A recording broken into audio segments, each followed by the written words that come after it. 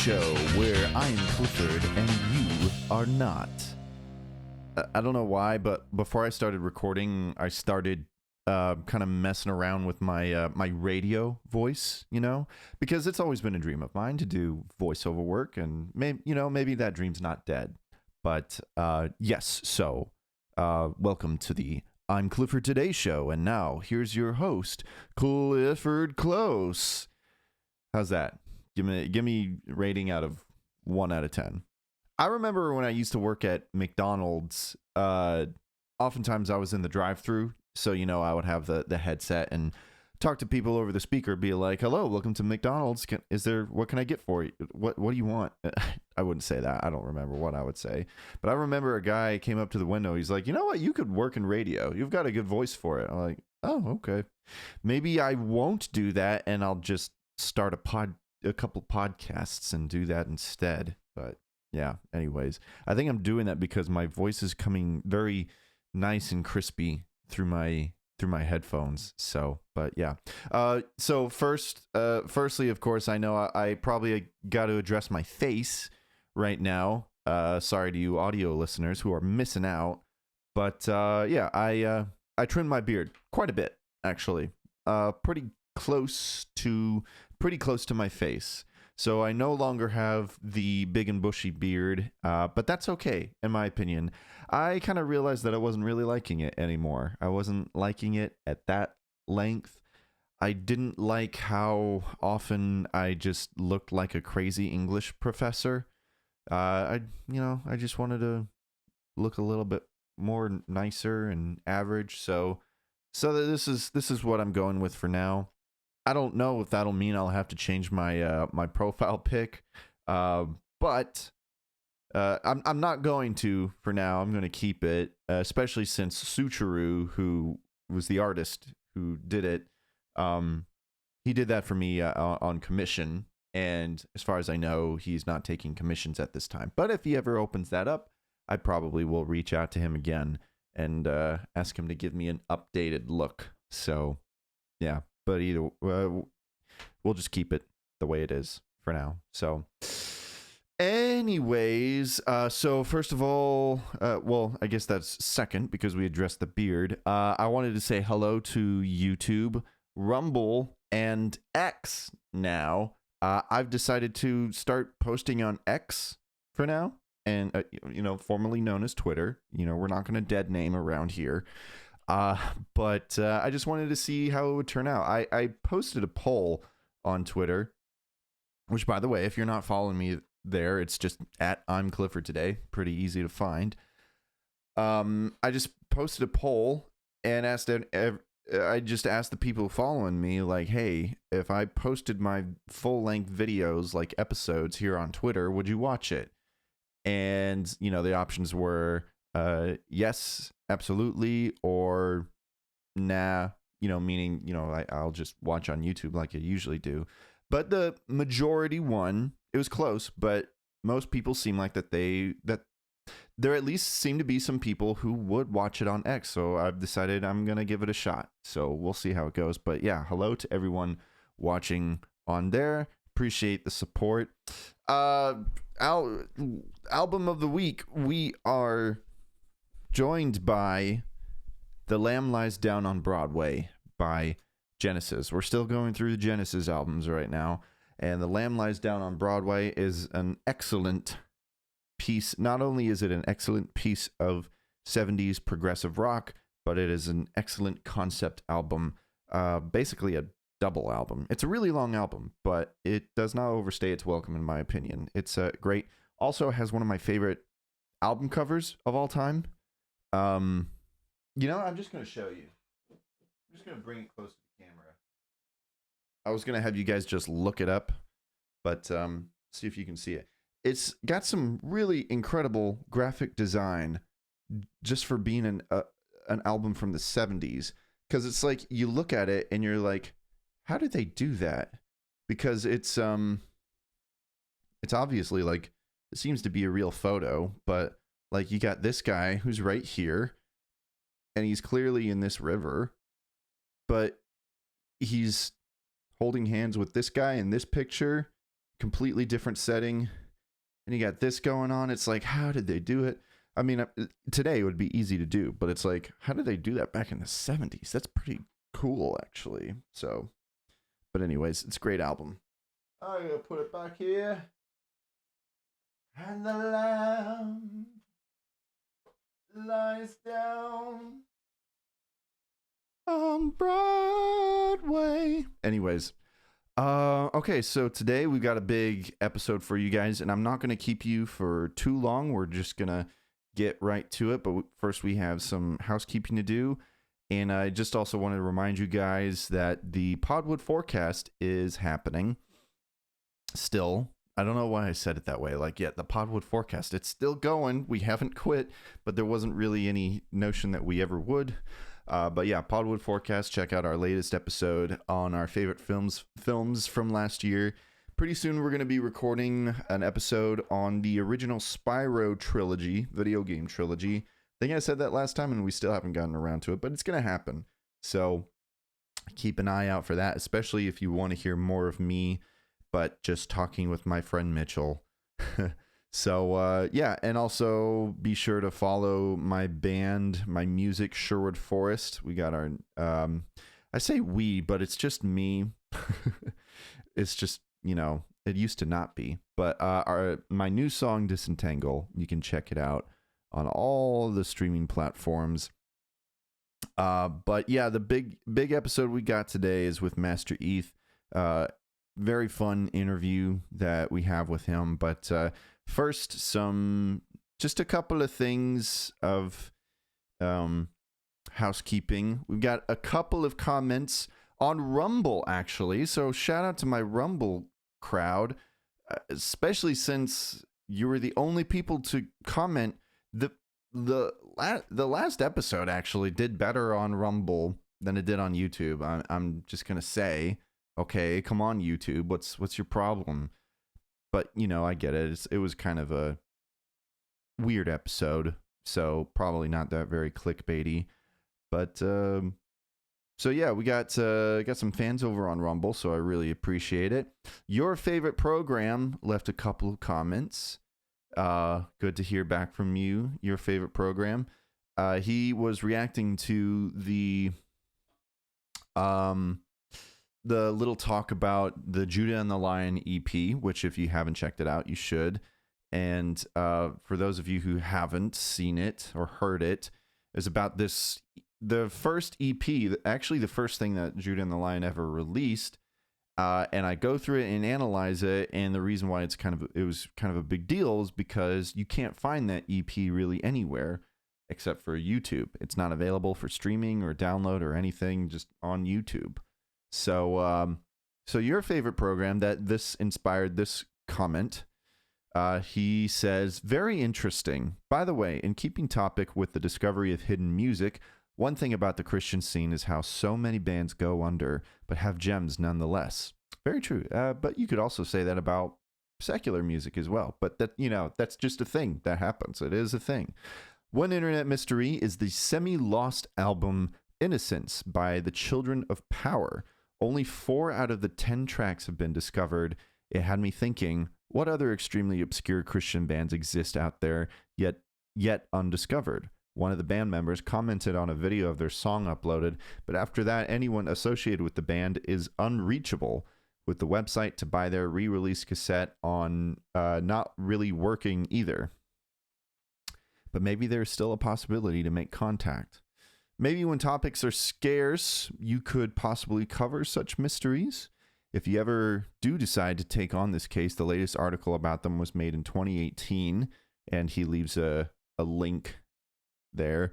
The website where you could purchase the re-release album as other obscure Christian bands, and he leaves another link. So, but thanks, your favorite program. Yeah, I think it is a very interesting thing. I even still got maybe like 1 or 2 similar topics that I would like to talk about. Well, not topics, but like similar quote unquote lost albums. I have like 1 or 2 that come to mind that I've also wanted to talk about. So I think that's really interesting. I've never heard of the Children of Power, or anything about, let alone anything about that album, but it definitely sounds interesting, and I'll have to look into it. But yeah, if any of you guys have any similar stories of Christian bands that have music that is just not available, out in the world, I'd definitely be interested to know about it and look into it. Your favorite program left another comment reacting to the AI segment where I asked AI to rewrite classic Christian songs. Basically, what I did was I thought of a classic Christian song, like, say, To Hell with the Devil by Stryper. I put in the prompt, an 80s metal song about God sending Satan to hell. And it would give me a full audio, like fully recorded, quote unquote, song with new lyrics and everything. And I did that for quite a few songs. And so should check that out if you haven't. But your favorite program commented, everything sounds like a Hillsong wannabe. Even the AI cannot fathom anything without them. I mean, it's true, because like apparently AI pulls inspiration from, everything online, and Hillsong is what's popular. So that's probably what it drew a lot of it from. I wouldn't say it was for all the music though. That To Hell with the Devil one was pretty metal, I gotta say. But yeah, I totally get what you're saying. Hillsong, I mean, forget about AI. Hillsong is taking over, man. They're taking our jobs. So yeah, all right. So that's it for housekeeping. Just a reminder to you guys that leave a comment, and I'm most likely to read it out loud. I mean, unless you specify in your comment, you're like, please don't leave this. Don't read this out loud. I don't want any attention, which I totally get. I've always wondered if doing this is actually discouraging people to comment on my videos because they don't want them read out loud. But I always thought, like, that might encourage people to do it more, because it's like, oh, hey, the guy on the YouTube video said my name. So, I mean, let me know what you guys think about that. But until I hear otherwise, I'm just going to keep reading your comments. And until, like, say it gets to a point where there's too many. But who knows if that's ever going to happen. That's totally fine. Real quick, I also wanted to mention before we get into the MasterEth section, I just wanted to tease you guys for just a little bit for something I wanted to talk about at the end of the show. I basically, what I'm going to say right now is that I am assembling a team.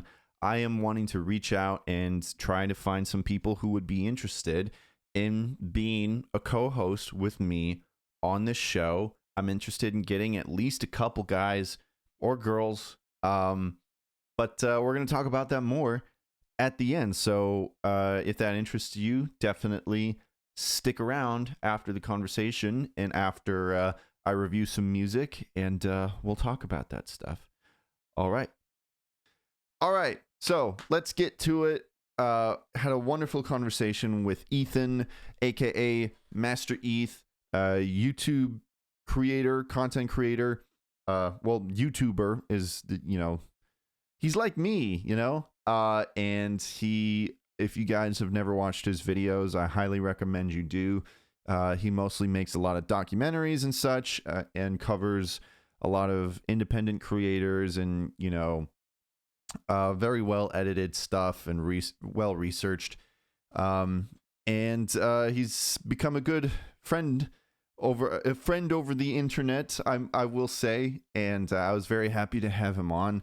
And so we get into a lot of things relating to YouTube creativity and all that. A lot of things that both of us could, relate to. So hopefully that's interesting. I know I usually have like musicians and such, but I'm always open to have like other Christian creatives just in general, because that's just what interests me. I don't just want to talk about Christian music, but I want to talk about Christian art as a whole. So hopefully this is interesting to you guys, and it's a fun conversation. Yeah, without further ado, here is MasterEth.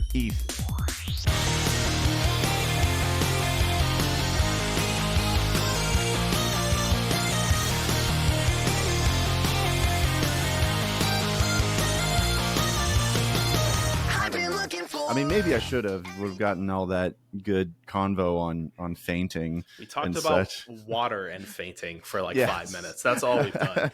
Staying hydrated. Just gotta Drink stay your water. hydrated. Yep. Yeah. I literally have 3 drinks next to me, which you will probably see. Oh, okay. Why 3? That's the first one. So I have my it's not coffee, but it's a coffee substitute because I can't have caffeine. So that's fun. Oh, okay. So that's been sitting here at my desk all day. I was meaning to finish that. I have water, obviously. Okay. I totally forgot about my coffee. And then I have cherry lime soda that I just brought in. So okay, very nice. So what kind of like coffee substitute is that? is it like called decaf? No, it's actually called Ticino. Because I was having a bunch of health issues relating to caffeine. So I had to cut caffeine out of my life entirely, which is not a fun thing. Sure, I've been dealing with that ever since 2020 to 2021. That's kind of like where it started. Gotcha. So I've not had caffeine a whole lot for like 3 or 4 years. So that's been interesting, especially when all my friends are still drinking caffeine. And I'm like, I can't. Yeah. There'll be times where I'm like, okay, sure, I'll have like a coffee during the weekend. I'm fine. Mm-hmm. But I used to drink like 2 cups of coffee a day. And was not good for my system. Yeah, it's a bit too much caffeine. Yeah. Well, what happens when you have caffeine? Funnily enough, I got like lower back pains, which I talked to my doctor and he said that can be related to like over caffeine use. So then I decided to cut caffeine out entirely, and then I stopped having back pains. And I'm like, wow. I think it has to do with the gallbladder or something. I'm not a doctor. I don't know, but that's all I know. So I would have never. Yeah, I mean, I guess that's why other people are doctors and we're not. I would have never guessed like, oh, I have lower back pains. Maybe I drink too much caffeine. That's interesting. I mean, I guess I have my back problems. Maybe I need to stop caffeine, but I don't really drink that much. I mean, I guess the most I'm not a coffee person personally. Oh, I am heavily a coffee person, which is kind of a problem because I can't have it. It's the worst, but that's fine. Always the worst when it's something that you enjoy and you just shouldn't have it. I kind of feel the same way about milk.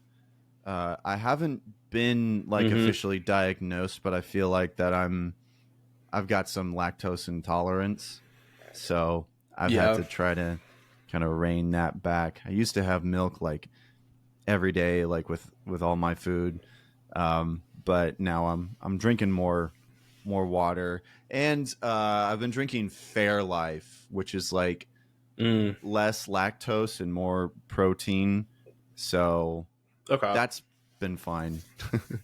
It's not the same, but it's fine. Yeah, I don't think I've had like or have drunken. I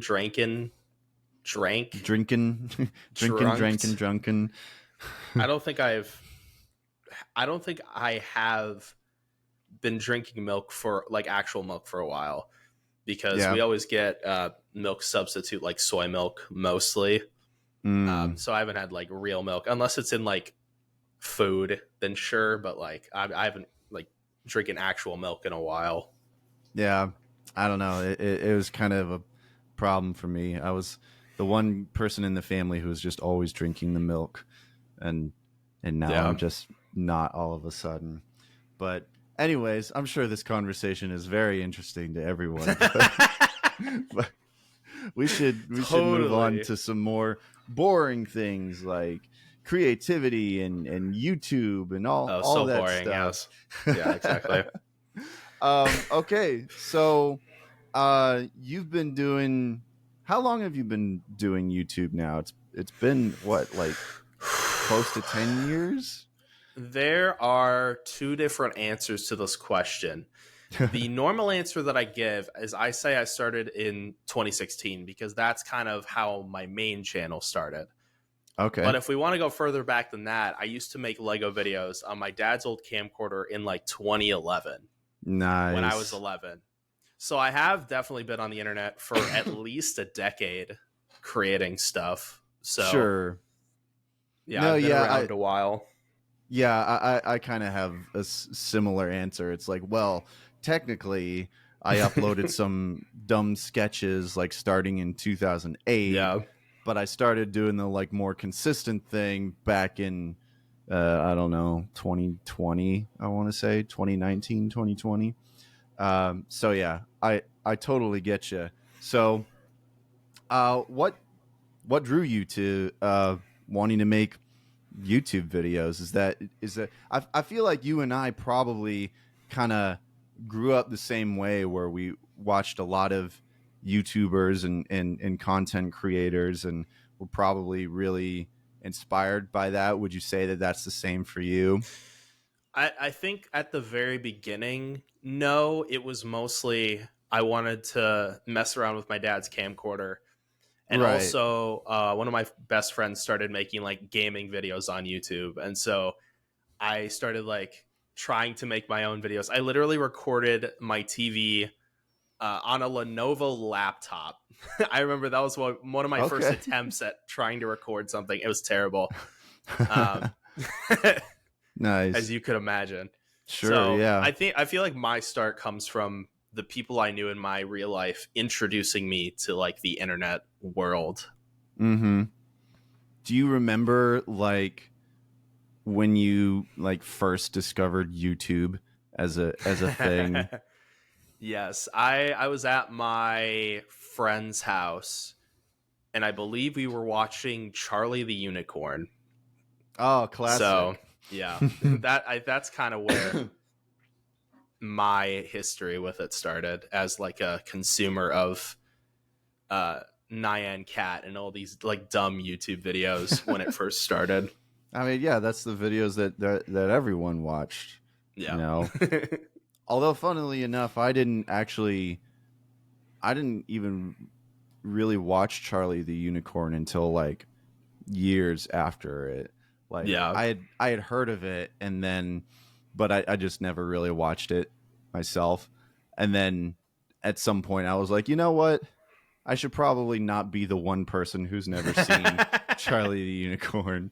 So, yeah, in fact, I think it was probably because someone did a video on it, and I was like, okay, fine, I'll watch it. I think I've seen that video that you're talking about, if I remember correctly. I think it was a Quentin Reviews video. Oh, maybe not then. Yeah, I was thinking about a different person. Okay, yeah, it was when he used to do the what was it, the Giants of YouTube, or Oh yeah, okay, that series sense. that he did. Yeah, I haven't watched Quentin Reviews in a long time, but I remember watching that. I don't think I've ever seen like a video of his, but he definitely keeps getting recommended to me because I am the kind of person that loves super long videos, but I've never actually sat down and watched any of his yet. I think he even though they're like the big ones.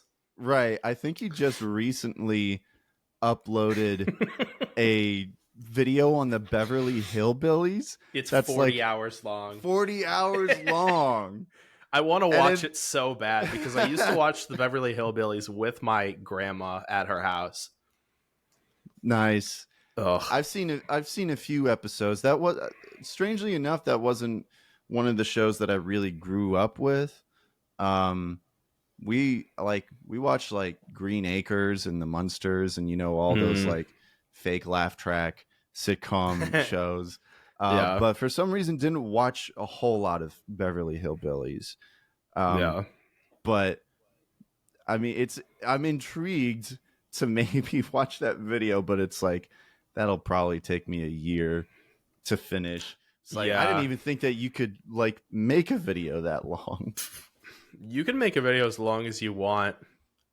That's what I've learned about YouTube. It's like, I've seen these like 10-hour compilations, 20-hour compilation, you know, like it gets up there. So I believe that the Beverly Hillbillies video is, I'm pretty sure, the longest singular video essay on the platform. I haven't found one longer. I wouldn't doubt it. He's probably beat like a Guinness World Records or something. Oh, probably, yeah.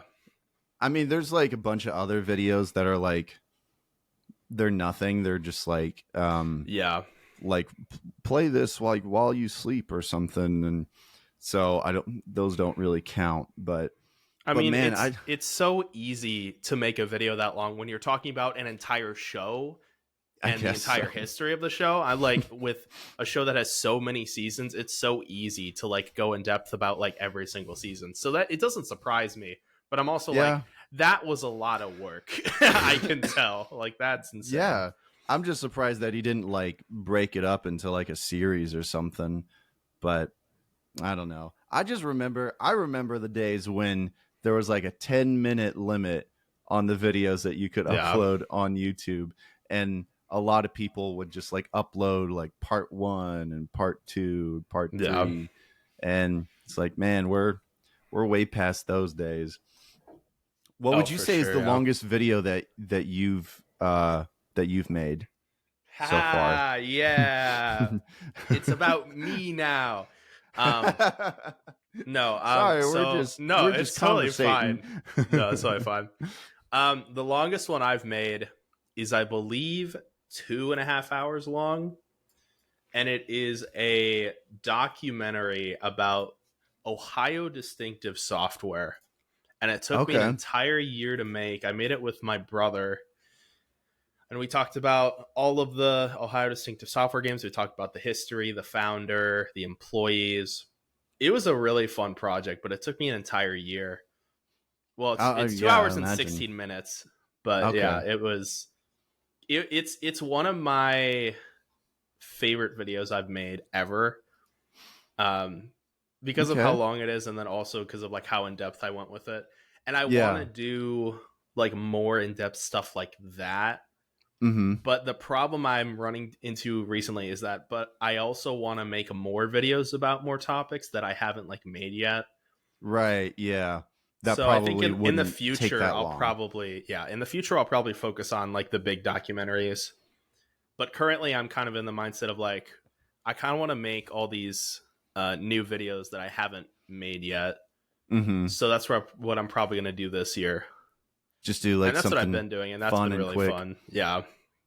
No, yeah, I totally get you. I get in the same boat where it's like I have these ideas to do videos for something that takes a lot of effort and a lot of research and, you know, a lot of writing and editing. But then it's like, but I also want to make this video that's probably only going to be like 15 minutes long, you know, and not, you know, take that much time. So I totally get that. I was lost in a place no one wants to be, trying hard to convince my heart to believe you were there all along. I just couldn't see, but there's a love in your arms that's waiting for me. This time on the Podwood Forecast. So speaking of Chris Rock, the thing I sent you about the guy who directed Another Round, which was like a foreign film with Mads Mikkelsen. Yeah. I guess Chris Rock is directing an American remake of it, and the guy who directed the original one was like, if that movie sucks, he's going to get slapped again or something. Which I think is really funny. Who wants to watch a Wonka origin story and have the emotional ending and be like, look at Wonka. Oh my god, your chocolate. Wonka. He's making his chocolate factory. It's still those dumb things you watch. It's like, oh, and the ending is like, I made my chocolate factory. It's like, I don't know. I've seen the movie. You kill children in this. Like, I'm not excited for you to make this. Does he die? You're going to kill and torture children in this someday. Like, this is weird. I'm like, Godzilla -1. Some Japanese titles is just like, what? I love it. Whatever. Yeah, I'm all about it. Yeah. You Japanese. It's like that with video games too. Like Kingdom Hearts 358 over 2 days. That's real. And I'm like, yeah, cool. That's awesome. Yeah. Oh, whatever. Here, I'll Google it for you. Okay, yeah. What is wrong with Michael J. Fox? Sorry. What was...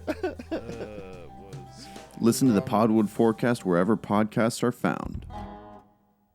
Guys, I just got done with a video call interview for the show, and I have to say that it was like the smoothest experience ever. Didn't have any issues or anything, and the video came out almost perfect. And do you know why? It's because I used Riverside. Riverside is your online recording studio where you can record a conversation with any guest online. You can easily record podcasts and videos in studio quality from anywhere, all from your browser or their mobile app. All you have to do is get your setup ready, send your guests a link for them to join, have them join from their phone or their computer, and just chat away. A lot of podcasts that you listen to are probably using Riverside, honestly. What sets Riverside apart is that a recording of your audio and your video is happening locally on your computer. So even if your connection isn't that good, it doesn't ruin the entire recording or anything. Once you've finished recording, you will get the individual tracks of each speaker and also a combined one. You'll receive all the raw files, including that Pepsi crystal clear uncompressed audio in up to 4K video. There's also lots of really cool features where you can edit your video right in their site. So,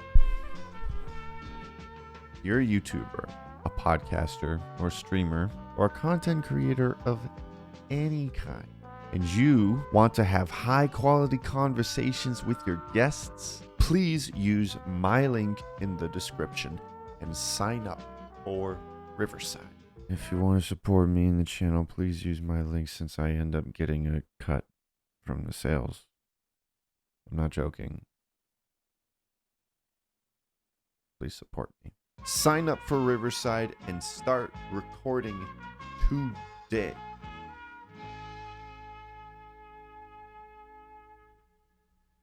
Hey you. Are you a Christian artist, musical artist, or a musical artist who is a Christian? Well, you got music. You got music that you made. You got music that you're trying to get out there. Do you want it to be on my show? Well, it can be. And here's how. You go to the link in the description, submit a form, fill that all out, send me your music, and we'll get the song of your choice on this segment, the Spotlight segment, and the whole world will hear your music. And it's gonna be great. And I'm out of breath for some reason. Be a Spotlight artist today. Maybe not today, in the next episode. But it's gonna be fun. It's completely free. All I ask is that you promote the show, promote the episode that your song is on, and that's it. That's all I ask. But I want to support you. I want to support other Christian artists and get your stuff out there. So, yeah. Let's do it, baby. Spotlight artist, become one. Be it. Yeah. That's the ad.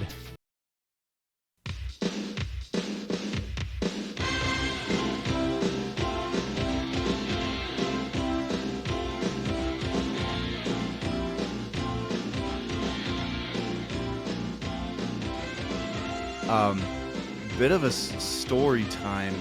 I think I'm trying to think back of how I discovered you, and I think I know. Okay, I wasn't sure if you would remember, but I'm pretty sure I discovered you on a Christian YouTuber's Facebook group. Does that ring a bell? Maybe. I used to be super heavy about sharing my video to a bunch of Facebook groups, And then I realized, oh, this doesn't make a difference to my views at all. And I wasn't getting any new subscribers or anything. So I'm like, well, this is pointless. I'm just wasting a bunch of time doing this. So then I just stopped doing it. But I was a part of some Christian YouTuber groups. I was part of some YouTuber groups. Stuff like that. Nothing that was like sub for sub, because I hate that stuff. So not that, but like general like small YouTuber support kind of thing. And then I realized, oh, this is kind of pointless because all everybody was doing in those groups is just sharing their videos and then leaving. The exact same thing I was doing. Nobody was watching the videos, so there was no point. Yeah. So I mean, there was one group that I've been a part of, but I haven't posted there in a long time. That they actually like encourage like for everyone to watch other people's stuff. Yeah. And so that's really cool. But the thing is that a lot of what I upload is like an hour and a half long. Yeah. And they're kind of strict about like, well, if they're going to watch an hour and a half of your stuff, you got to watch an hour and a half of their stuff. And I was like, yeah, I don't got that time to do that. But I was pretty sure that I had discovered you on one of those groups, which, I mean, I guess you could say it wasn't completely fruitless. And what stood out to me, because the one thing about those groups, especially, you know, like the Christian YouTuber groups, is that a lot of them are basically everyone's like posting their sermons or whatever, you know. It's all like, you know, spiritual, inspirational, theological stuff, which, you know, has its place. But I remember being kind of bummed out because like I felt like I was a bit more on the kind of creative side, and it's like, man, where's like the creative Christian YouTubers out there? And you stood out to me because you were like one of the few YouTubers that reminded me of the YouTube content that I like to watch and consume. In fact, I think I remember commenting on your video and being like, hey, this kind of reminds me of Nakey Jakey. and you're like, oh yeah, he's one of my favorites. And so that's the rest is history. And I don't know, that must have been like a couple years ago, I think, at this point. I was going to ask you if you remember around what year that was, because I did end up making a video about Nakey Jakey in 20. Oh, did you really? Yeah, like 5 years ago. It was in 2018. Oh man, there's a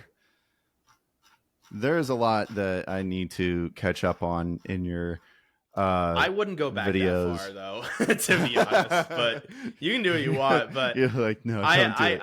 With my channel, I feel like there's a good cutoff point of like 4-ish, maybe 5-ish years where I'm like, okay, this is where I start actually making the videos that I'm like making now. And then past that, it's all just stuff that is not at all similar to what I'm making now. So right, yeah. I mean, you know, we all grow, we all start somewhere. I wish I could remember the video that it was that I watched. It might have been, I don't know, because I remember you were in front of a green screen, and that's kind of like what the green screen Nakey Jakey era. So the reason why I think I laughed, I don't even remember, short-term memory, whatever.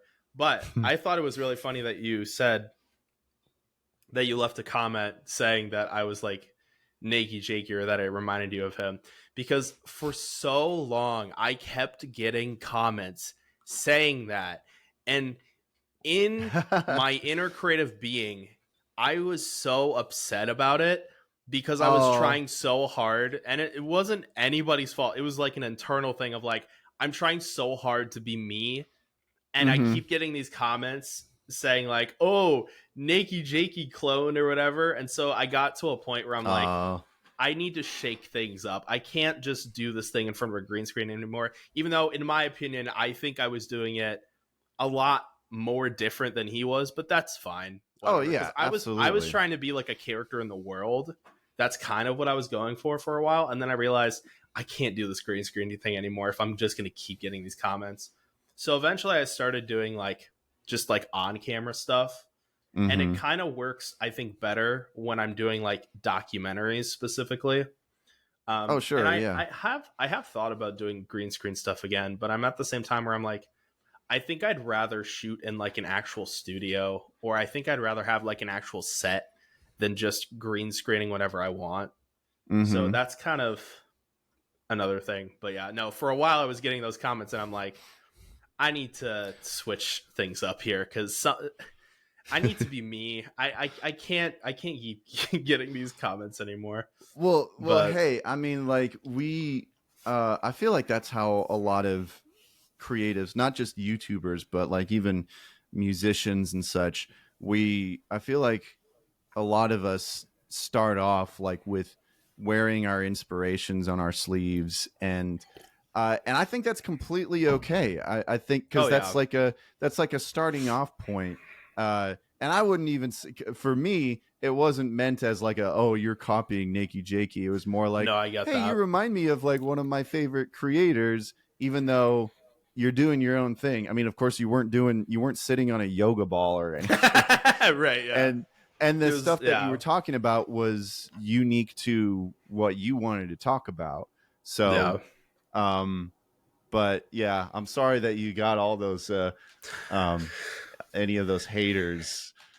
So it wasn't haters. It was just like the same comment over and over again for like a year or two. And then I realized, okay, why is this bugging me? And I think I realized, it's because I need to do a better job at being me and not like having this weird persona, It's like, I don't know. It was a strange time. And I don't know. It was a good, fun time in my life, but I'm also like trying to grow and like do bigger and better stuff.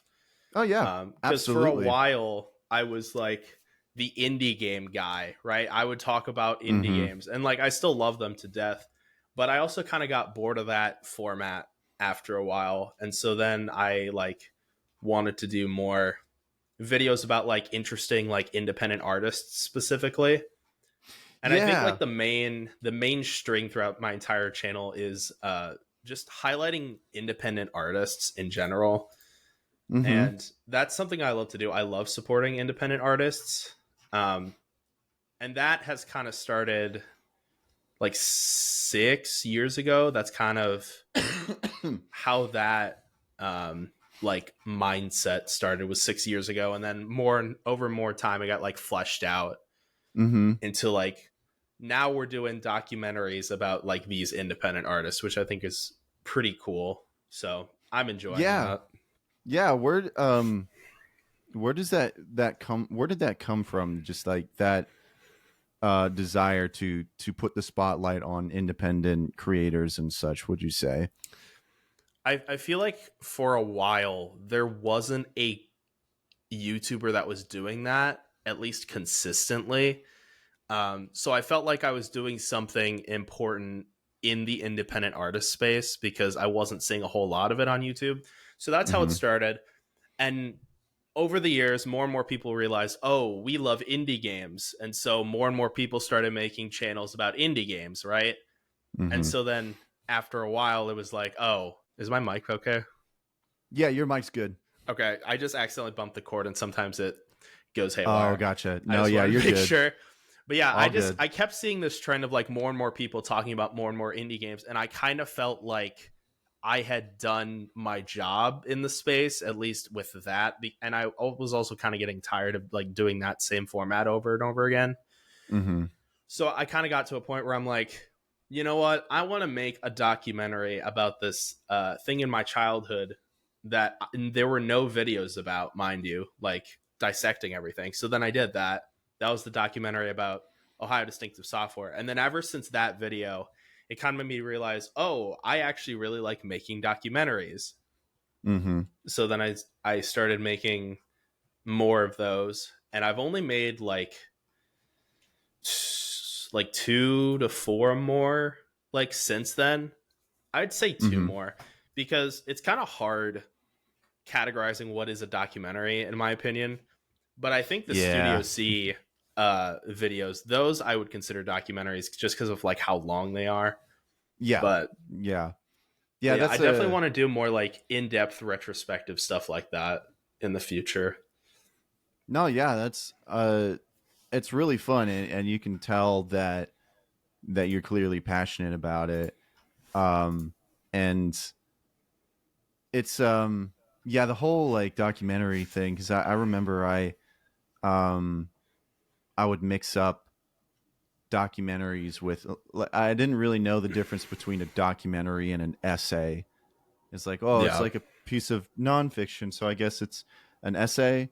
And I did like an essay series for a while, and then I did this essay on this band As I Lay Dying, and then I realized, wait a minute, this is more of a documentary.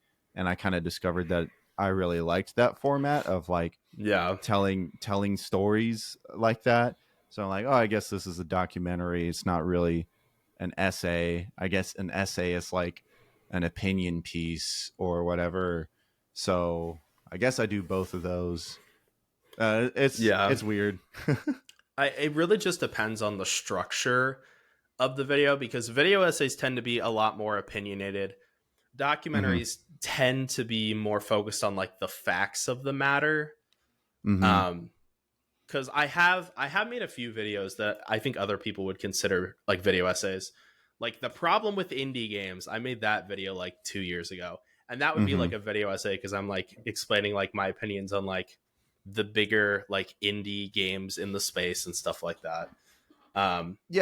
Whereas with the, let's see, what would be a good example? Whereas with the like either the Studio C video or like the Roku Games video, where I'm like going through everything like relating to it and like talking about like what is happening kind of thing. I think there is a difference. It just depends on like how it's structured in general, because I have done both, and it's definitely a different mindset when you create either of them. And I think me, I enjoy the more like documentative side of it, because I feel like whenever I make video essays, they always rub people the wrong way every time, which I think is really funny. Because you're sharing your opinion, and because I'm sharing my opinion. Exactly. So that's why I like to lean more towards the facts most of the time, or just games, because not everybody takes games super seriously. So I didn't have a problem with like that for a while, but with video essays, that's like a whole different thing. You need to research that even more than just like a normal thing, because you have to make sure your opinions are something that will not make people super angry, which is kind of hard to do sometimes. Yeah. So, I mean, you can't, you're not going to make everyone happy no matter how hard you try. No, I know that. I get that. Yeah. It's the internet, and you can be like, I think that spaghetti is good, and they're like, why would you exclude all the other pastas? How dare you? So yeah. Well, I think it was because my video essays tend to lean like more negatively, and I think that's also why people would leave comments. I when you said earlier how you found my channel, I thought for sure you were going to say the YouTube advice video, because that was, I remember you commenting on that one, and I thought that's how you found me. No, but that was definitely one that had kind of, because I was subscribed to you, and I think I was falling behind in a lot of my subscriptions, and that one definitely drew my attention, because I was like, I know that face on that thumbnail, because I was one of those guys that was like, oh, maybe he can help me. Yeah. No. And your video was actually very, very enlightening, honestly. Not everybody thought that, let me tell you. No, I remember. Yeah, because you did like a follow-up video with Roberto Blake. Yeah, whoever that, I didn't even know who he was. I was mostly familiar with who's the other guy who's in the thumbnail Nick of Nimmin. it. Right. Yeah. Yeah. Because I remember watching his live streams and just like, oh, I watched everybody's content. Let me tell you, like, I'm fully aware of everybody in the space, and it's not a space that I don't like it. I just don't. And those videos I would definitely consider video essays because they're very much opinionated. Mm-hmm.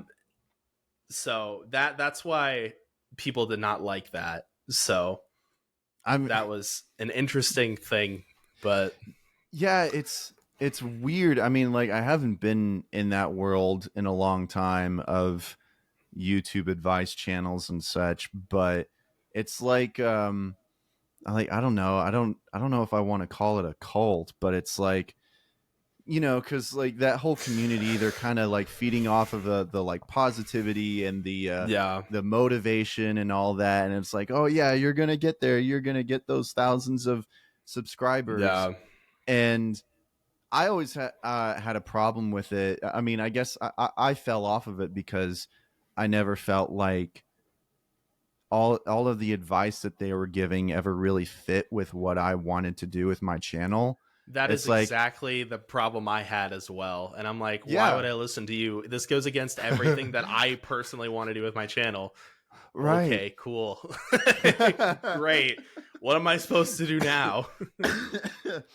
Right. Yeah. Cause, and your video was very enlightening and just kind of like, you know, brought me to, it's been a while since I've watched it, but I remember like coming to a realization. It's just like, yeah, like he's right. It's like the point of creativity is just to, you know, I guess follow the flow of your creative flow. And cause like none of those channels that they like talked about or like gave advice to like ever really like fit with what I was doing. And like I guess also I would look at the channels that I always appreciated, and it's like they're not doing any of that stuff.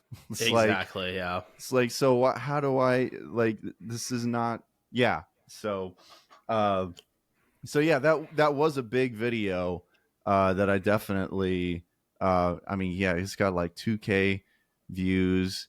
And did you expect the backlash that you got for it?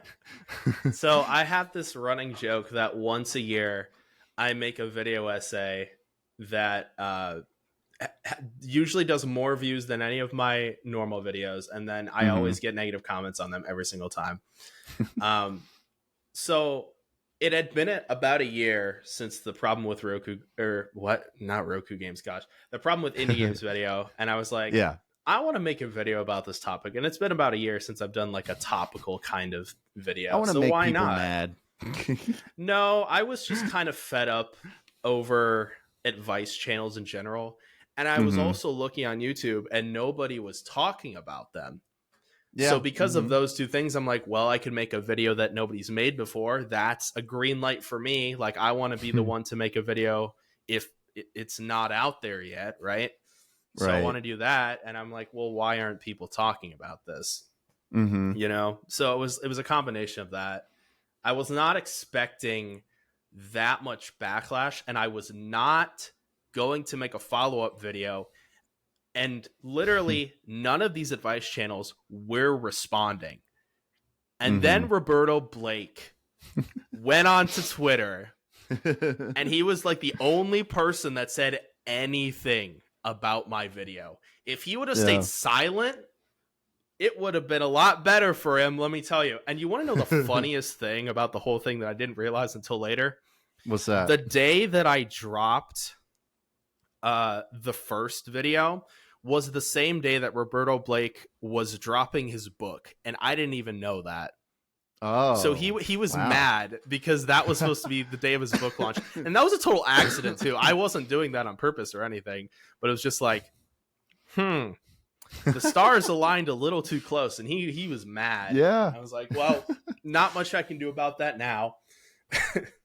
I mean, like, is there really was there really any reason for him to get mad? Like, did he really think that? He said my video had poor research. And I'm like, okay. I mean, it's an opinion piece. So, like, it's based on my own experiences. So right. it's hard to say poor research when the video is an opinion piece, because it's not a documentary.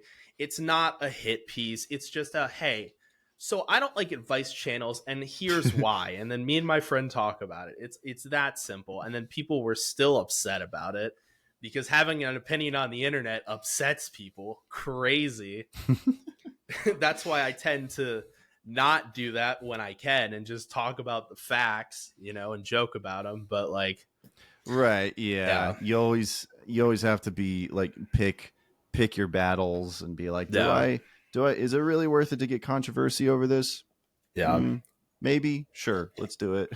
But that's just so funny that he got so like uppity about it, because I feel like the heart of what your video is like, not that like none of the advice that they give like never works or anything. Yeah. I feel like the point that you were trying to make is that, like, what we've already talked about is like, it just doesn't fit in with like what you want to do with your channel. The advice doesn't work if you're trying to make art. If you're trying to make a business, yeah, it works. Mm-hmm. But the whole thing of my thing is like, I'm trying to highlight independent artists. Like, that's kind of my thing. Right.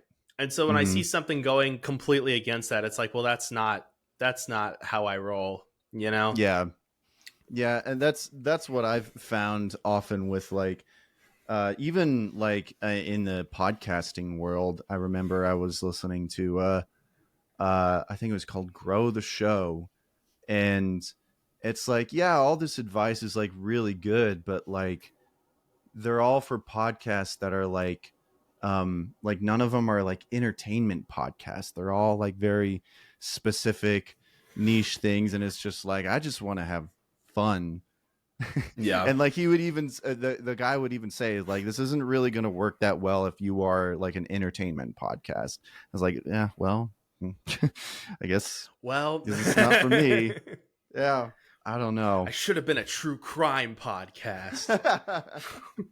Well, that would technically be an entertainment podcast, but true crime would probably do a lot better than what I do on with podcasting, because that's all the rage apparently. But yeah, that's so crazy. I've had my bats with like, having a video like suddenly do like get a bunch of views and like get all this negative attention. Not too long ago, I did a podcast episode where like it wasn't even the main topic of the podcast, and it wasn't in the title, wasn't in the thumbnail, but I decided to talk about this artist who had released this album and was kind of masquerading it as a Christian album. But if you look at the lyrics and everything, I'm like, this is far from like what a Christian album is. Yeah. And I only spent like 15 minutes on it. And like I said, not in the title, not in the thumbnail or anything, but somehow he found out about it. This artist, and he shares it on social media and everything, and gets all of his followers after me. And it was a few days after the episode had been out, and then like I woke up one morning and the video has like over 1,000 views already, and I'm getting all these comments, and I'm like, what the heck is going on? Does that ever get like, have you ever had those moments where like it gets like overwhelming for you? It's like, it's just people being mad. Yeah. I feel like I'm painting you. I just want everyone to know his YouTube channel it's not a controversial, it really isn't. like negative it's like one of the most positive channels you will ever find. But it's the internet, so people be mad for stupid reasons. So how do you usually deal with that? I am the kind of person that will not be in an echo chamber. I do not delete comments. Okay. I try very hard to let people say their word, and I try also very hard to respond to them, even if they are negative. And not a lot of people do that, because I'm like, well, if you took time to not only watch the video but also comment, like I'm gonna take time out of my day to respond to your comment, even if they just comment and don't watch the video. I try my best to respond, even if it's negative. So I guess it just depends on the comment. With negative stuff, I try hard not to take it personally, because most likely they haven't watched the entire video anyways. More often than not, because most people don't, which I don't understand, but that's how it works, I guess. Yeah. So there's that, but it's also the thing of like, and it's hard because I have gotten my feelings hurt, but it's also this thing of like, well, they don't actually know me. I don't even know if they've seen the entire video. I don't know if they're upset at me for something. Like, I don't, it's one of those things where most of the time I can handle it, and I try very hard to respond to it either way. Especially with the Vice Channel's video, the first one, there were people in the comments literally defending me, and that was a weird feeling because I feel like nobody has like done that before for me. So then I was like, okay, I feel like people are understanding what I'm trying to say. So that was kind of interesting because like I had never had that happen before. So I was like, I don't even have to say anything because there are already replies in the comments. Cool. Great. Like, go on, my minions. Do my work. Not in like a bad way, but it was just interesting. I'm like, yeah.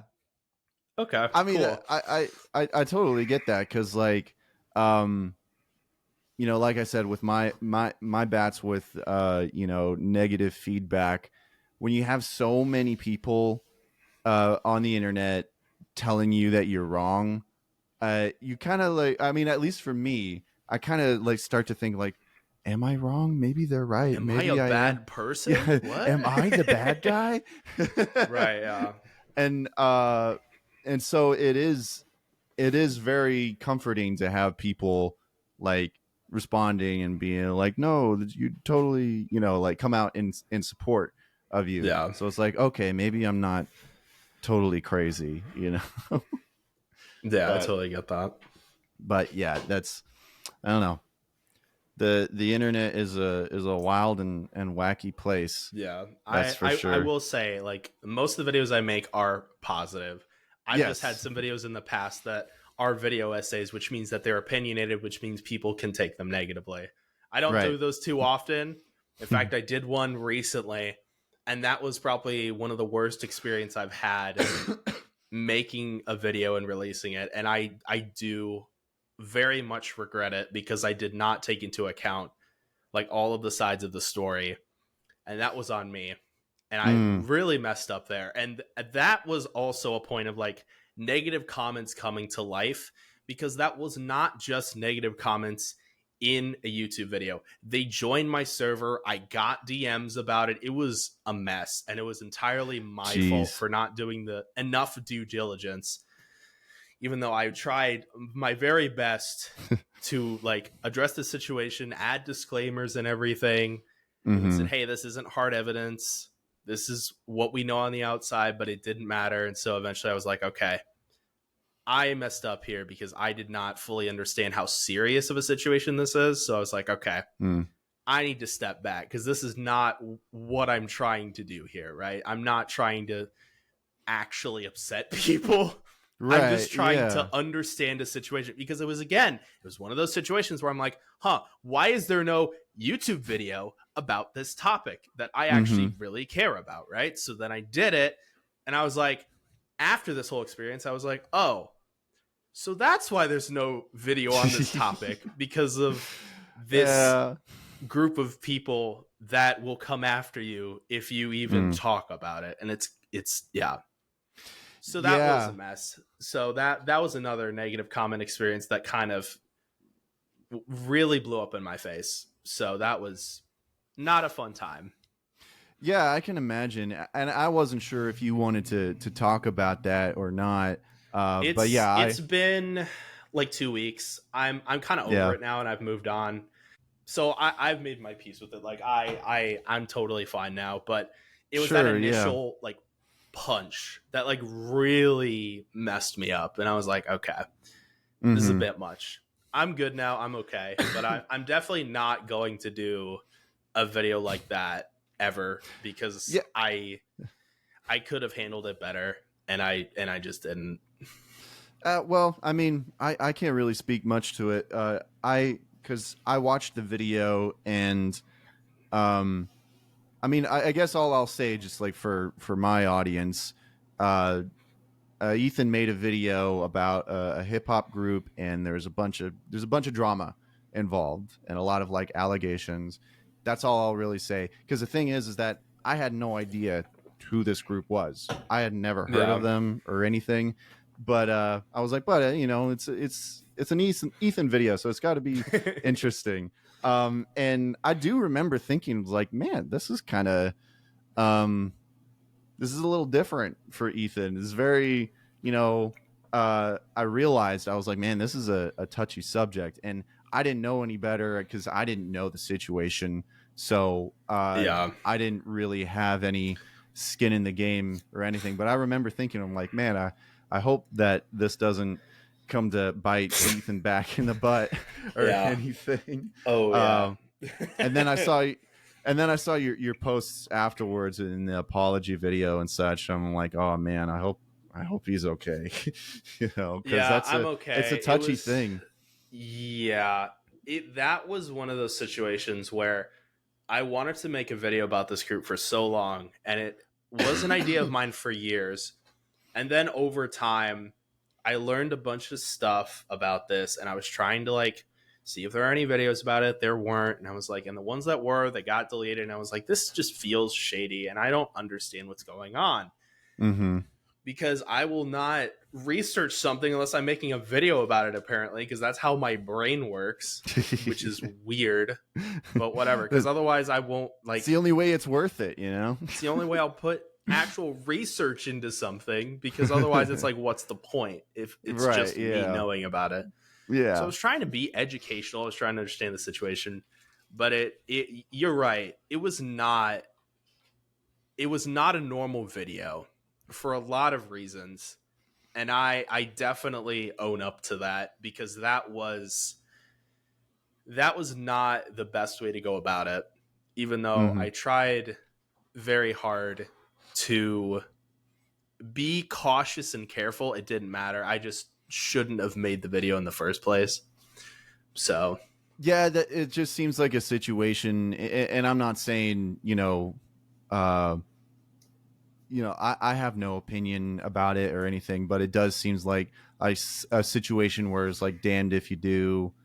Well, I guess it's just damned if you do, you know. It's just like either way, because it seems like such a complicated issue, all the drama. And I mean, I told you in a comment where I don't think that you did any, I don't think you did any of it with any malicious intent. It just seemed like something that, like, if it's like, trying to defuse a bomb, just like any wire that you cross, it's going to blow up either way. So I'm sorry that had to happen to you. No, it's okay. It was a good learning experience, honestly. It was one of those situations where I realized the situation was bigger than the topic itself. And that's when I realized, oh, I understand what happened here. So no, it was good in the sense of like me learning how to not do that again, because that was a bit of a rough patch. But it was about a group that I loved for so many years. I like their music a lot. They're very experimental, and it's that whole independent artist thing of like, I want to support these independent artists, but it was also this thing of like, well, I can't support them now because now there's all of these things that people are saying about them. I don't know if they're true or not, so I want to know if they're true or not. And even still, it's this whole thing of it's super complicated. Yeah. And even making the video, I still feel like I don't fully understand the situation. Yeah. So and you probably never will. I never will. Yeah. So yeah, that's kind of how yeah. You know. So yeah, I mean, yeah, it's a, you know, I guess lesson learned. But I mean, I'm not one to say like, oh, I told you so, because I would never have. No, I mean, I tell myself so, I guess, because I'm like, I gotta learn from this stuff, because it's like I'm a one-man show, you know. Yeah. Like, I probably should have had somebody else look over the script. Maybe I need to start doing that. But at the same time, I'm like, I don't want to. You probably also didn't even realize like how much, like, I mean, did you even think that many people would be like paying attention to the like notice the video or anything? No. Yeah, I wasn't expecting that much reception from it. But literally within minutes, people were joining the server and DMing me. It was like instantaneous. Wow. That's crazy. It was crazy. And it made me realize, oh, I think I didn't do good enough in terms of journalistic integrity. And once I realized that, I was like, okay, I need to fix this, because I obviously don't want to hit to my journalistic integrity. Nobody does. Yeah. So I was like, okay, thankfully, currently, as far as I know, except for maybe like one person, I'm good. I'm on good terms with like most people that have DM'd me and everything. So everybody's at peace and we're all good now. But that one big happy family. That was a bad day. That was a very bad day. So yeah, I can imagine. But I'm good. I'm okay. I'm just I was a bit shaken up for at least a week. So, but yeah. I mean, yeah, it's like I said, when you have like so many people on the internet just, you know, being angry and mad at you, it's not fun, you know, especially since it's like so targeted, you know, and these people don't know you. Yeah. They don't know you as a person. So yeah, I can't imagine that was very fun, but yeah, you live and you learn, I guess. Yeah, I know for sure. Yeah. Well, I mean, you're past that now. What are some projects that you're looking forward to right now?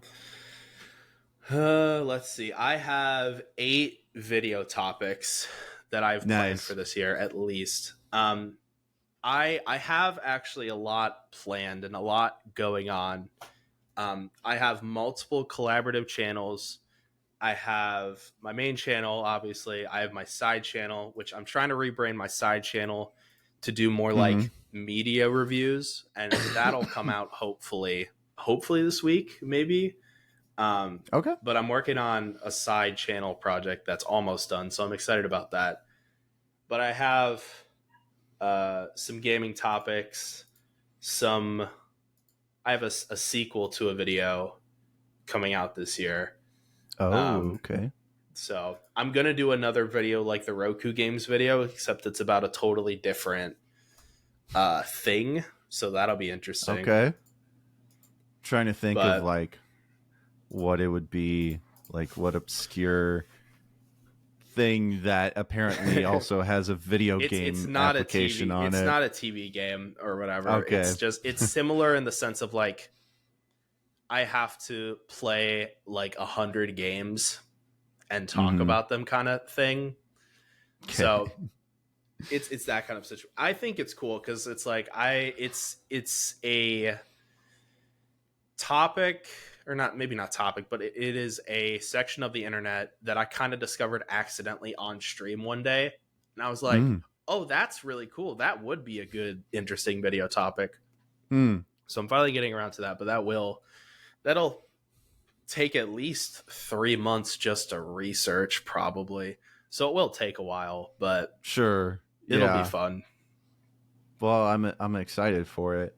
Is there any like topic that you've always wanted to do a video on, but you just haven't gotten around to it? Probably, I don't know, because of time and because of the effort that it was going to take to research it. Is there anything that has been on the horizon for you? Well, this year I've been trying to make a lot of videos that I've been wanting to make for a while. So the Jonathan Park video was a video that I was wanting to make for a while, and then the stars kind of aligned with that, and so that kind of worked out. I mean, I don't know. I mean, there's been a few like canceled videos because of like time. I was gonna make a video about a certain streamer, which I haven't done in a while, and that video, research-wise, I was stuck in the research phase for maybe like 6 or 7 months, and wow. it like broke me. I got to a point where I'm like, I can't do this anymore. This is like the way I was going about it. I had like a costume set up. I literally bought like face paint and everything. I was gonna go all out on this thing, and it just did not work. And so I was like, you know what? It's fine. Well, and then I think it was like Vogue of all places made a video about it, and I'm like, well, I lost my chance. That's cool. Oh, was it Vogue? Who I don't was remember. it? Sorry, it was Vice. It was the therapy gecko. I was gonna make a video on him because he's name kind of sounds familiar. He's a pretty unique streamer. I've only made a video about like one streamer, and that was Orc Run. I don't think he's doing stuff anymore, but his stuff was really cool for a while. But so that video was canceled. I was gonna do a whole retrospective on the KO the Kangaroo series, and that didn't work out because the newest reboot. I don't even know what that is. Yeah, so sounds interesting though. It was an old PS1 or PS2 game that I think got picked up by an independent studio, and then they made the reboot. And the remake, the reboot was honestly pretty meh overall. Like, it was okay. And I was like, I don't really want to make a video about something that's just okay. So then I scrapped that. But I do want to do a sequel to the Studio C video where I talk about the new seasons, because that's already out. So yeah, I got a bunch of stuff that I'm gonna make this year, so I'm excited for it. That's cool. And you do this full time? No, I'm getting paid literally like $4 a month from Patreon. So yes, totally full time whatsoever. And AdSense is nothing. I get like $100 every 2 years. It's nothing. Like, I wish it was full time, but I feel like in order for me to do that, I need a lot more patrons. I have like one patron. So it's one of those things where it's like, do something about that. Oh my gosh. I'll have a link in my description for sure. I mean, not saying that like my influence is gonna have any effect, but you never know. Well, my thing is like, well, I would first check out my channel, and if some topic piques your interest, then maybe check out what they're doing. Because the whole point of my channel is highlighting these really cool like independent artists. Yeah. So, but yeah, that's cool. I guess you and I are not so different. Because like my channel is mostly, well, I mean, I guess it's not strictly independent artists, but you know, I like to talk about different, specifically musicians that I like. Sometimes I branch out into other stuff. And then you talk about independent creators and independent games and such. Although that Jonathan Parks video was pretty interesting, and I was actually very surprised that I had never heard of Jonathan Park. Which is surprising because like I feel like I'm pretty well versed in a lot of Christian audio drama stuff, like Adventures in Odyssey, radio theater, and all that. So that was something that you Well, I guess like what drew you to making that video exactly? So a while ago I made a list of like documentary topics that I wanted to do, and that was on there. But also that question is kind of answered at the very beginning of the video, because I realized that Jonathan Park and Vision Forum were like connected, and Vision Forum is not a great company just in general. Yeah, a lot of it seems a little sketchy. Yeah. So once I discovered that, I was like, okay, well now I have to make the Jonathan Park video, because now there's like a hook, and there's also like a better reason to make the video now. Yeah, you know, adds a little bit of twist to it and intrigue. Yeah. It's funny because I had a friend who all of a sudden she started talking about Jonathan Park. I was like, oh, I have a friend who just did a video on it recently. He's like, why am I all of a sudden finding out about Jonathan Park? It's like, Jonathan Park is so old too. I am shocked there hasn't been any like deep dives about it or anything. Like, it's crazy. Well, I mean, like, do you see many videos on Adventures in Odyssey, honestly? Because I feel like that's probably the biggest one. That would be less surprising, because with Adventures in Odyssey, there's a lot of different aspects that you could talk about, right? You can talk about the podcast. You can talk about the old movies that they made, which I do want to make a video about all of those old movies, because I grew up with those and I loved those as a kid. Same. So that'll be a video I'm going to work on later this year, but that's probably going to go on the side channel. Okay. But yeah, I've been wanting to make a video, because like a few years ago I did a video called Christians Suck at Making Video Games. And yep. Trust me, I know all about that. Yep. Yeah. And like I say at the beginning of the video, it's like, there's certain mediums that Christians aren't great at, but are also good at the same time. Because like I feel like that there's a lot of great Christian music out there, not so much Christian movies, but definitely not Christian video games. And so I kind of talk about that. Yeah. But like I've been wanting to make a video just about like audio drama in general, because I feel like that's like a medium that Christians have been like killing it at. Like, honestly. Oh, yeah, for sure. I don't know what it is, but like, yeah, I agree. Yeah, because just like so much stuff out there that's just like grade A quality for some reason. And you can't really, I mean, I guess it's easier these days, but like in the secular world, it's like for some reason not as strong, So I always thought that it would be an interesting video to just kind of like dive into that, and I guess kind of like talk about all the ones that I grew up listening to and enjoying. Because there was one point in my life where it's like, oh, I want to make audio dramas as for a living. Oh, same. Yeah, no, I totally feel that. Yeah. So I'm really curious, and I might just switching gears just a little bit, but it's kind of related to what we're talking about. And hopefully like this is an okay question. But you said that you grew up with like a lot of the like Christian entertainment and such, and you kind of had that upbringing. So where would you say that you're at right now with all of that? Yeah. That is a very interesting question. I'm still a Christian. I still consider myself a Christian.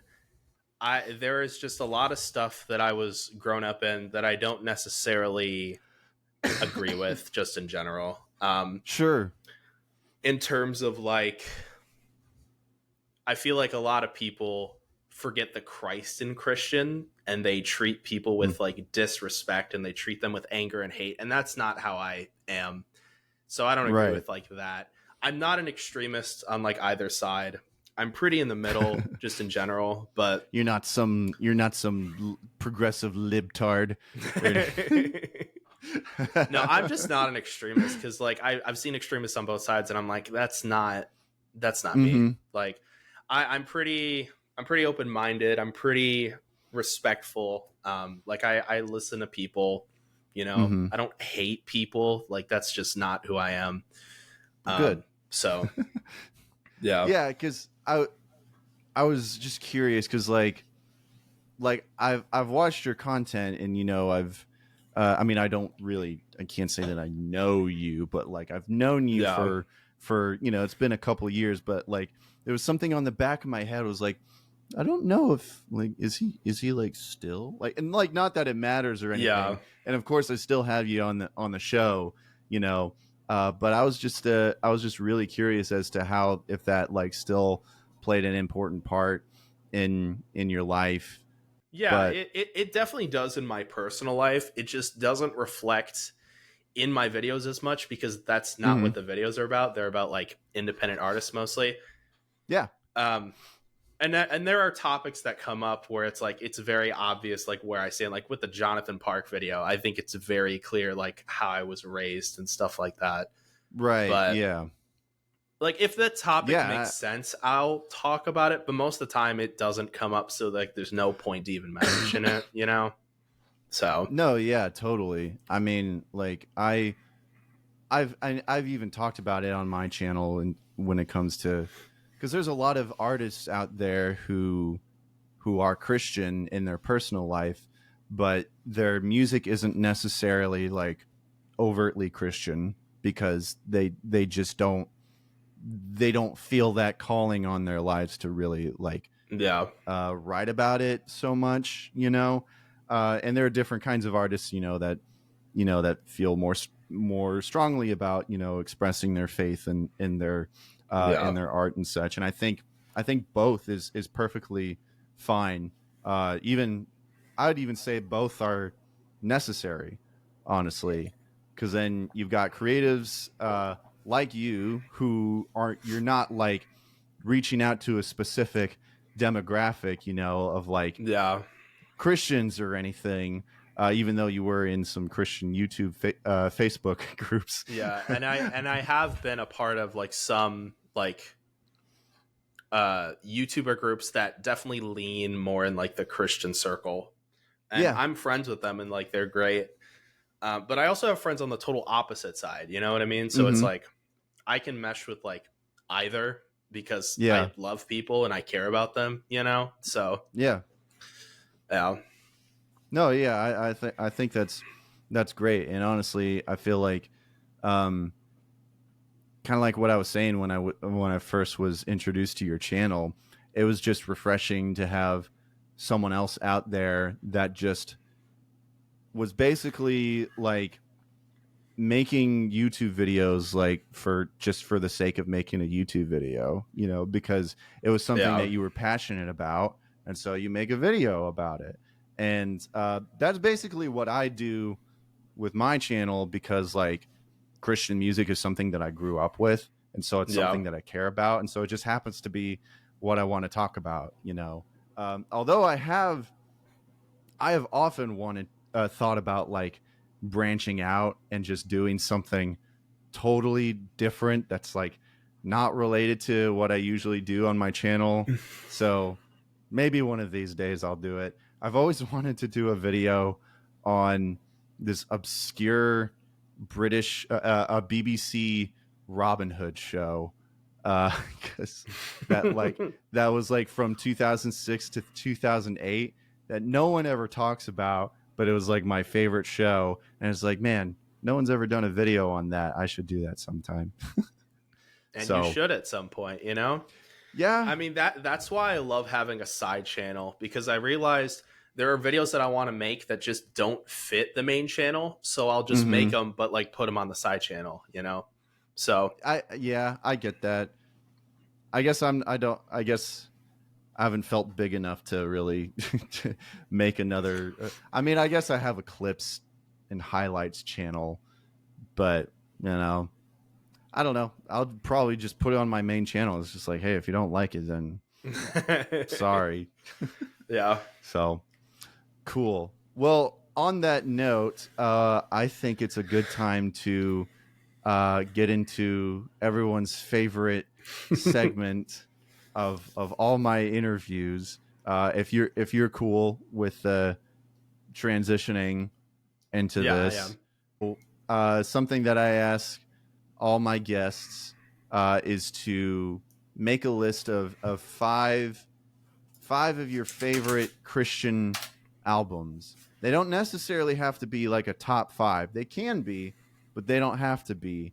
And I'm also very loose on the term of like what counts as a Christian album, because like it can be something that's like in the mainstream Christian music, or it can be something like in the indie music world.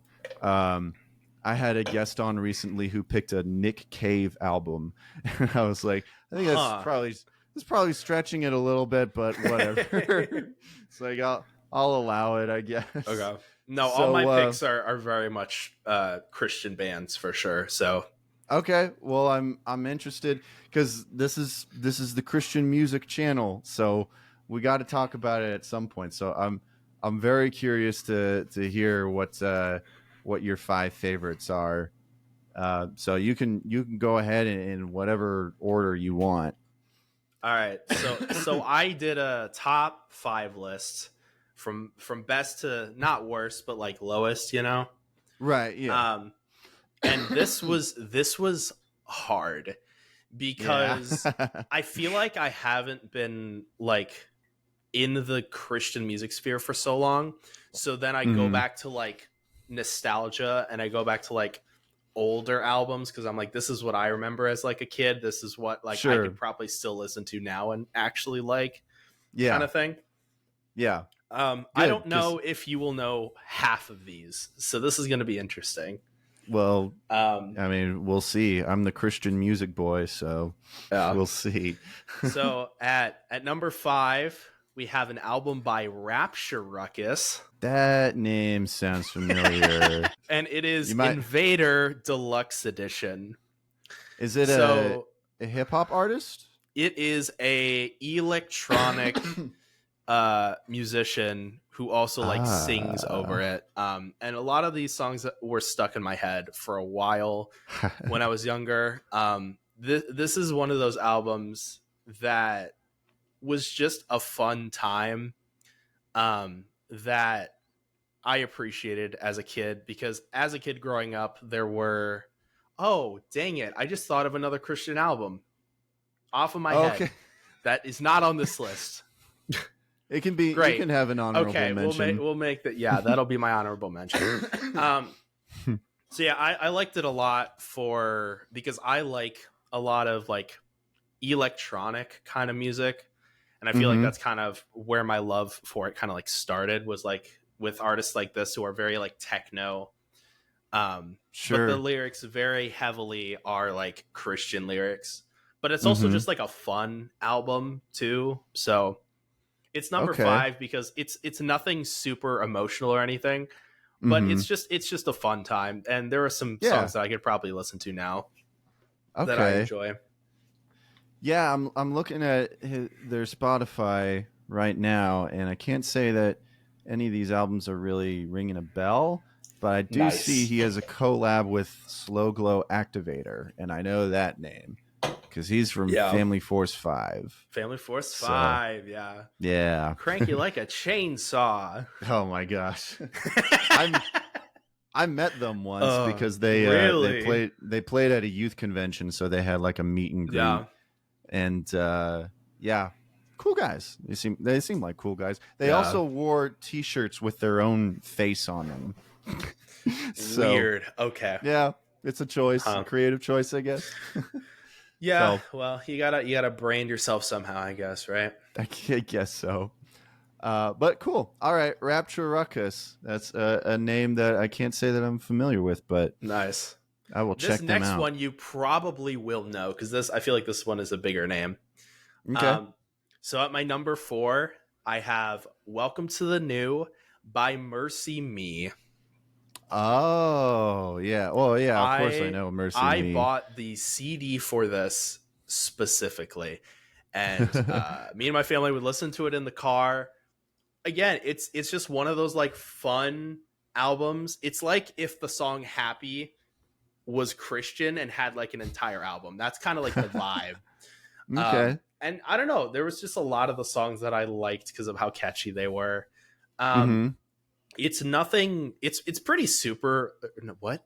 It's pretty surface level. But it is a fun listen. And also super. But I literally have the CD for this. I think it's still in my parents' car because I don't think I actually have it on me, sadly. But okay. No, it's I don't. And the weird thing is, like, I was never a big fan of Mercy Me, and then I listened to this album and I'm like, okay, I actually really like this album, even though I'm not even a big fan of Mercy Me. So it's like, I don't know what happened here, but well, maybe that means that I need to give it a chance because I also have never been a big Mercy Me fan. So yeah, maybe that'll be the album that turns me. I think this is the only album I've listened to of theirs, and I feel like I haven't heard these songs in a while too.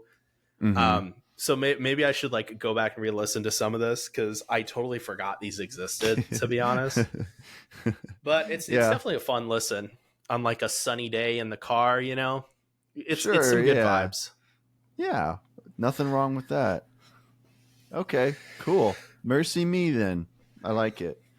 All right, so that was your number 4. Yep. And moving on to your number 3. My number 3 is Therapy Session by NF. Oh, okay. NF. So here's the deal, right? so hold up. Listen. I've ruffled some feathers with my opinions on NF multiple times, both on the internet and in real life. Okay. So here's the deal. I like NF like generally, right? He's got some really good songs. I listened to him like as soon as he released his Mansion album. So I was there from the beginning, right? And a lot of people don't understand that. So I've listened to every single one. Yes, before he blew up, right?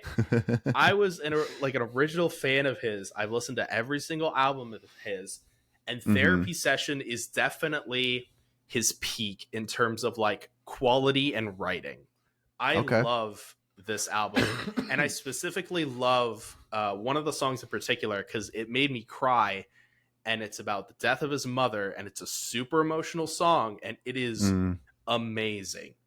And there has never been a high like that since like this album or that song in NF's like entire catalog.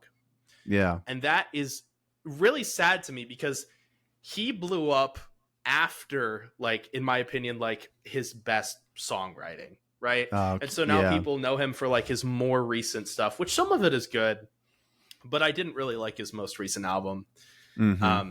And I haven't liked his like more recent albums. I like a lot of his older stuff because it was a lot more raw and real, and it was just like an independent artist trying to make it, and then he made it. Sure. And now his music to me just sounds completely different in terms of like tone and just like topics and stuff, which fair enough. But like it's not that like underground feeling anymore.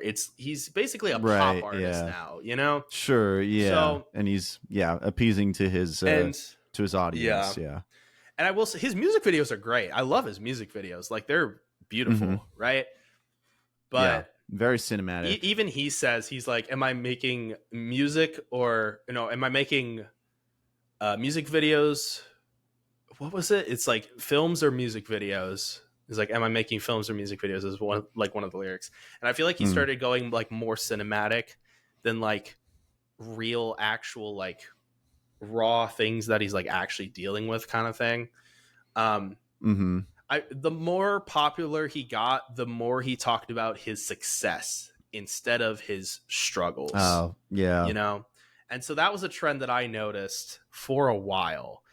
And to the point where I made a entire video about his album Perception, which I believe was the one right after Therapy Session. And to me, Perception just felt like a total downgrade in quality compared to Therapy Session. Okay. And that video ruffled some feathers. It definitely ruffled some feathers, yeah. I didn't even. But I'll have he to has go a back lot and of streams. watch that He's one. famous. He has money. Like, he's fine, dude. But like, I don't know. It was just like I like his songs, but I just feel like over time he kind of developed into this artist that a lot of people clown on now, because people don't look at his like earlier stuff, when his earlier stuff was just way better in general. Because you could tell, you could feel the passion in his words, and now it's just like it's not there anymore because he blew up. It's crazy to me. So if I recommend any album by NF, it is Therapy Session. There's a lot of really good tracks on it, a lot of fun tracks, but also because it's NF, there's a lot of emotion, especially in this album. So I love it. The song "How Could You Leave Us" is probably his best song of all time. That's the one that made me cry. It's so good. That already song sounds alone, like that. It's gonna make me cry. Oh, yeah. But it's also like a rap hip hop album, so it's got like the rap kind of genre. Which he's NF was kind of the one that got me into like rap in the first place, to be honest. So he kind of holds a special place in my heart, like no matter what I feel about his music currently. But I just prefer his older stuff. I just think it's better. Sure. So. Yeah. I got to say that I never. And maybe it was because that all the music I've really ever heard from him was after Therapy Session, because I never hopped onto the bandwagon. It's not like that I really felt strongly either way about his music. It just never really seemed like, my thing. But I'm gonna have to give a Therapy Session a try, especially since I really do believe that a lot of the best art comes from grief. And so, that's definitely interests that's me. definitely what NF does. He definitely, especially in his older stuff, it's a lot of like grief and pain and strife. And I love that kind of music, especially in like hip hop and rap. It works so well. Like, it's crazy. Yeah. Okay. Cool. Therapy Session, NF. Yeah, I just like the symbolism and the imagery specifically in Therapy Session too. I think it fleshes it out really well compared to his other albums. So I think it's definitely worth a listen. Cool. All right then. That was your number 3. Now, all right. Number 2. Number 2 is you good? Oh yeah, I'm good. I'm alive. So this was going to be my number 1, and then I realized my favorite band of all time. So, hence why this is number 2 instead of number 1, because this was almost number 1. Well-Meaning Fiction by Mainstay. That is one that I am not familiar with, actually. It was made in, I believe, 2006. I almost said 2006. It is one of those albums where if you look at it on surface level, it just seems like a band making an album. But when you actually dig deeper in the lyrics, you realize, oh, this is actually a Christian band? What? That's actually really cool, because the writing is actually really good. And this is one of my favorite albums of all time, Christian or not, even though it is a Christian band. I know that because if you look at the album right after that, it is very clear that they are a Christian band. Okay. So gotcha. I personally prefer their first album a lot more than their second album, because the second album feels more like a worship album, which is totally fine. But for what Mainstay was going for the first album, I think it clashed a little too much with like their style. But I love Well-Meaning Fiction so much. Nobody I know, except for like one person, knows about this album, and now you know about it. So now there's at least 2. But literally the first song has 1 million streams, which is crazy because it did not. I see. But they only have 2 albums. I like their first album a lot, which is this one. I love the entirety. It is a beautiful album from start to finish. A lot of symbolism and imagery, and it ties really well together. The last track is an acoustic version of like the middle song, and it just works so well. Mm-hmm. I love it's a really interesting album because it's technically rock, but it's weird because the vocal delivery is softer than that, but it complements the music really well. So it feels very somber, which is kind of interesting. But I love this album a lot. And in terms of Christian music, this is definitely top 2. But in general, this is probably like one of my favorite albums, like in general, like of all time. I love it so much. Those are always the best. Where like it's good, not even just for a Christian album, but just for an album in general. Well, I liked it for the music and for the album, and then I learned that it was Christian, and I'm like, what? Nice. That's crazy. So I love actual good Christian music. Plus, the label is 2006 Capital Christian Music Group Inc. So it says that at the bottom too. But yeah, they were a pretty big label. But that's crazy. I never heard of them, but I guess they were just they just made it to a sophomore album. Do you know whatever happened to them? I have no clue. As far as I know, they only made 2 albums and then stopped. I don't know. Wow. Well, I mean, I wonder, and this is just speculation because you said the second album was a lot more worshipful. I wonder if they were. What it felt like, yeah. Yeah, I wonder if they were having like conflict with the label. Like maybe the label was pushing them to try to sound more Christian or whatever. Which I've heard, there are a lot of stories of that happening with bands and then it not really working out. It's funny because I can see in their Spotify profile they have those premiere performance tracks where it's like the backing track so that you can sing it at church if you want to. That's kind of funny to me. Yeah. It's like, oh man, people are gonna want to sing your songs and everything. So yeah, but that's cool. You definitely have me intrigued. I want to check it out for sure. I tried to find picks that were a little bit more obscure because I appreciate just independent artists in general. Sure. Yeah.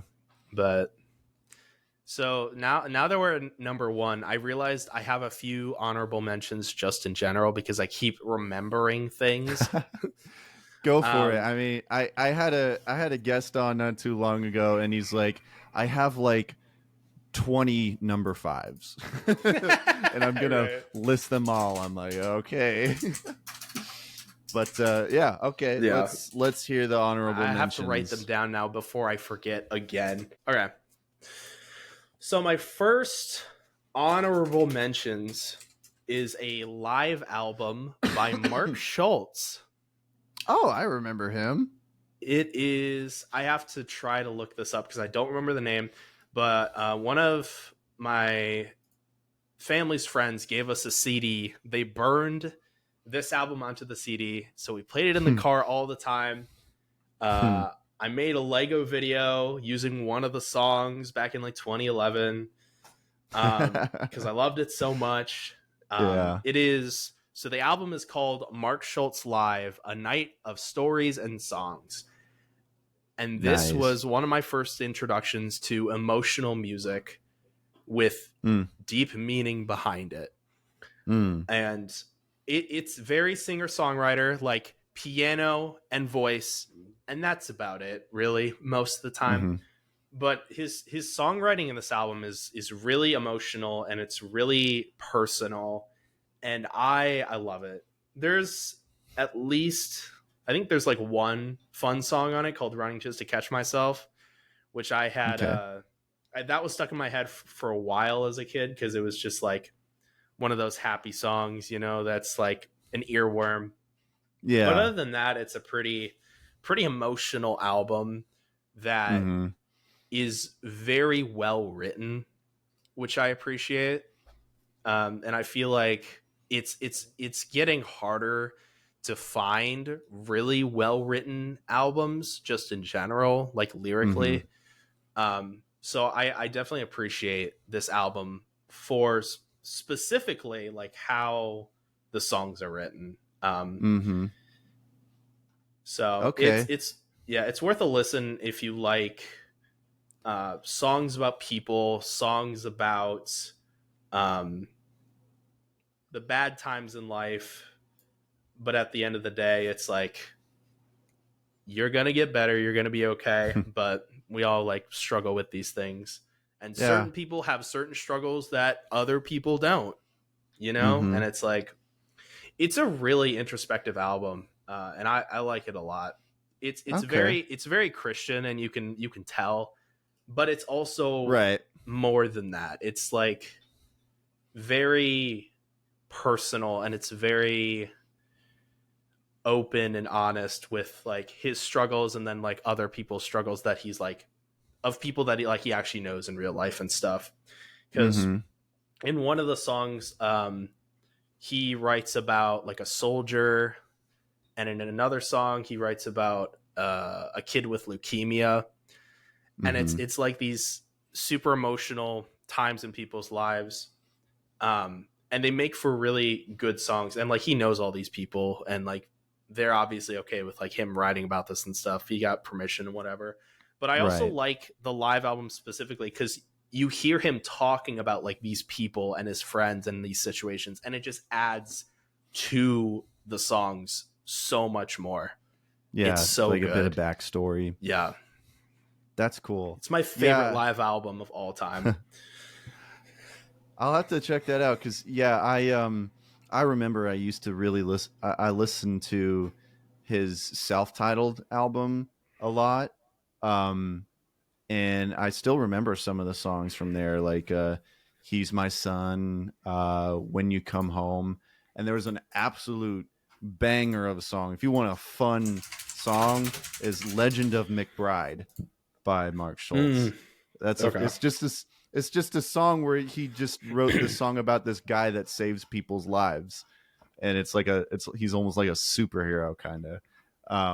But yeah, I do really I remember a lot from that album, but I never really checked out much else from him. But just based off of what I remember from him, yeah, he was really good at like telling stories with the songs that he wrote. Yeah. So I'll definitely have to check that one out for sure. Yeah. Okay, so another honorable mention that I have is just House of Heroes in general. Oh, nice. I love all their albums. Just their whole discography. But specifically, I'm going to recommend their very first album. One, because I think it's a good introduction to the band as an intro. And then also the last song is 9 minutes long, and it's probably my favorite long song. Yeah. Because I think it fills up the time really well. And I feel like a lot of songs don't do that very well. Yeah. And so I like the last song a lot. I just like this whole album in general. It's a fun listen. But I just like House of Heroes in general, so it's very hard to recommend one specific album, but I will say, yeah, I think the first album is a good way to start. Yeah, a lot of them are so good. Like, I mean, The End Is Not the End. I even feel like I feel like I'm one of the few that actually likes Suburba, because I feel like a lot of fans didn't really like that album. It's not my favorite, but I do like it. Yeah. I like The End Is Not the End specifically for the song If. That song was stuck in my head. I've sent that song to my friends. They love it. It's a fun time. Yeah, and In the Valley of the Dying Sun, that was like my first. That's a good one. Yeah, that was my first introduction to them, and it's still great. Yeah, but I remember from that first album, actually, my introduction to them was actually their music video to Serial Sleepers, because they played it at my youth group, and I was like, "What is this? I love that song. This is different." It's been a while since I've listened to that album, but it is a good one though. Yeah, I think my intro to this band was Cold Hard Want, because there were some songs off of that I really liked. And then I looked into them as a band, and I'm like, oh, I actually really like this. And for like a Christian band, their songwriting's really good. So, yeah, and they're great musicians. I'm just very talented. Sad that their last album was in 2016. Yeah, I don't even know what I don't even know what they've been up to and like what happened. Yeah. I like their most recent album. I think it's good. Yeah. I wouldn't say it's my favorite, but there are a lot of good tracks on there. Yeah. Yeah, they're just a good band. Yeah. So, cool. Good pick. I approve. All right. Ready for the number one? Okay, so that was all your honorable mentions. Yeah, that's all I can remember. Okay. I think I have a feeling I know who the number one is going to be. Who's the number one? Because I think you've talked about them in a comment before. Do you want me to guess, or you just want me to just go ahead and say it? Yeah, go ahead. I don't remember the comment. Is it 11D7? Yeah. Nice. Specifically, nice. It is the Adventures in Evil album. Okay. So this one, I remember, this is one of those albums that I've had in my life before I even started listening to it, which is weird to say because I remember in my youth group, they had a bunch of these like Christian CDs on like a shelf.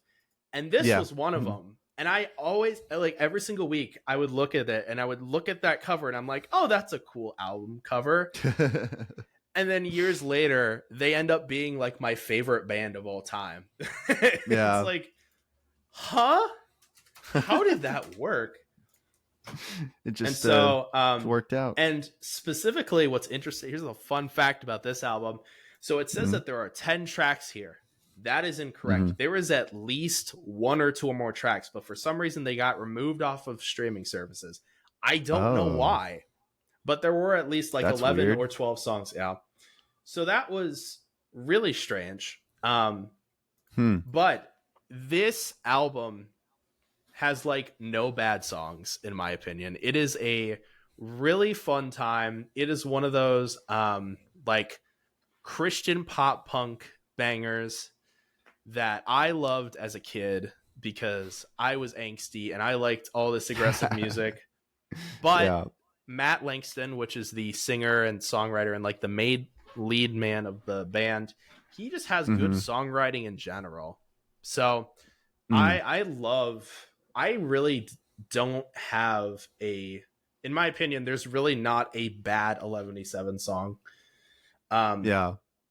Mostly because of how the songs are written, and specifically on this album, it is a fun time from start to finish.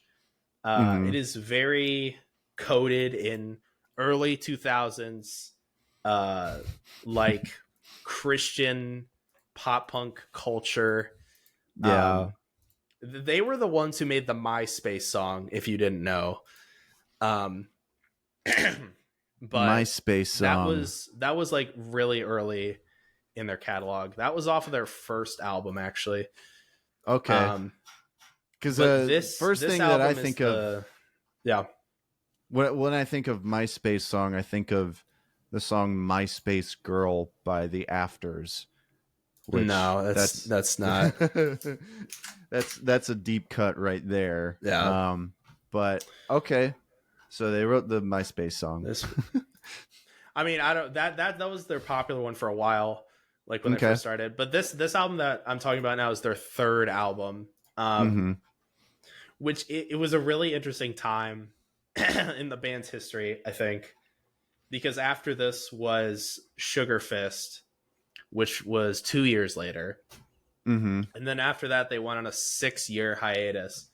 So this was like before their hiatus. I think out of the Christian run of their band, out of like the Christian specific albums of the band, I think this is probably the best one, because in Sugar Fist, it's kind of starts going down the route of like, it's a Christian band, but they're starting to sway more into like just like pop punk songs in general.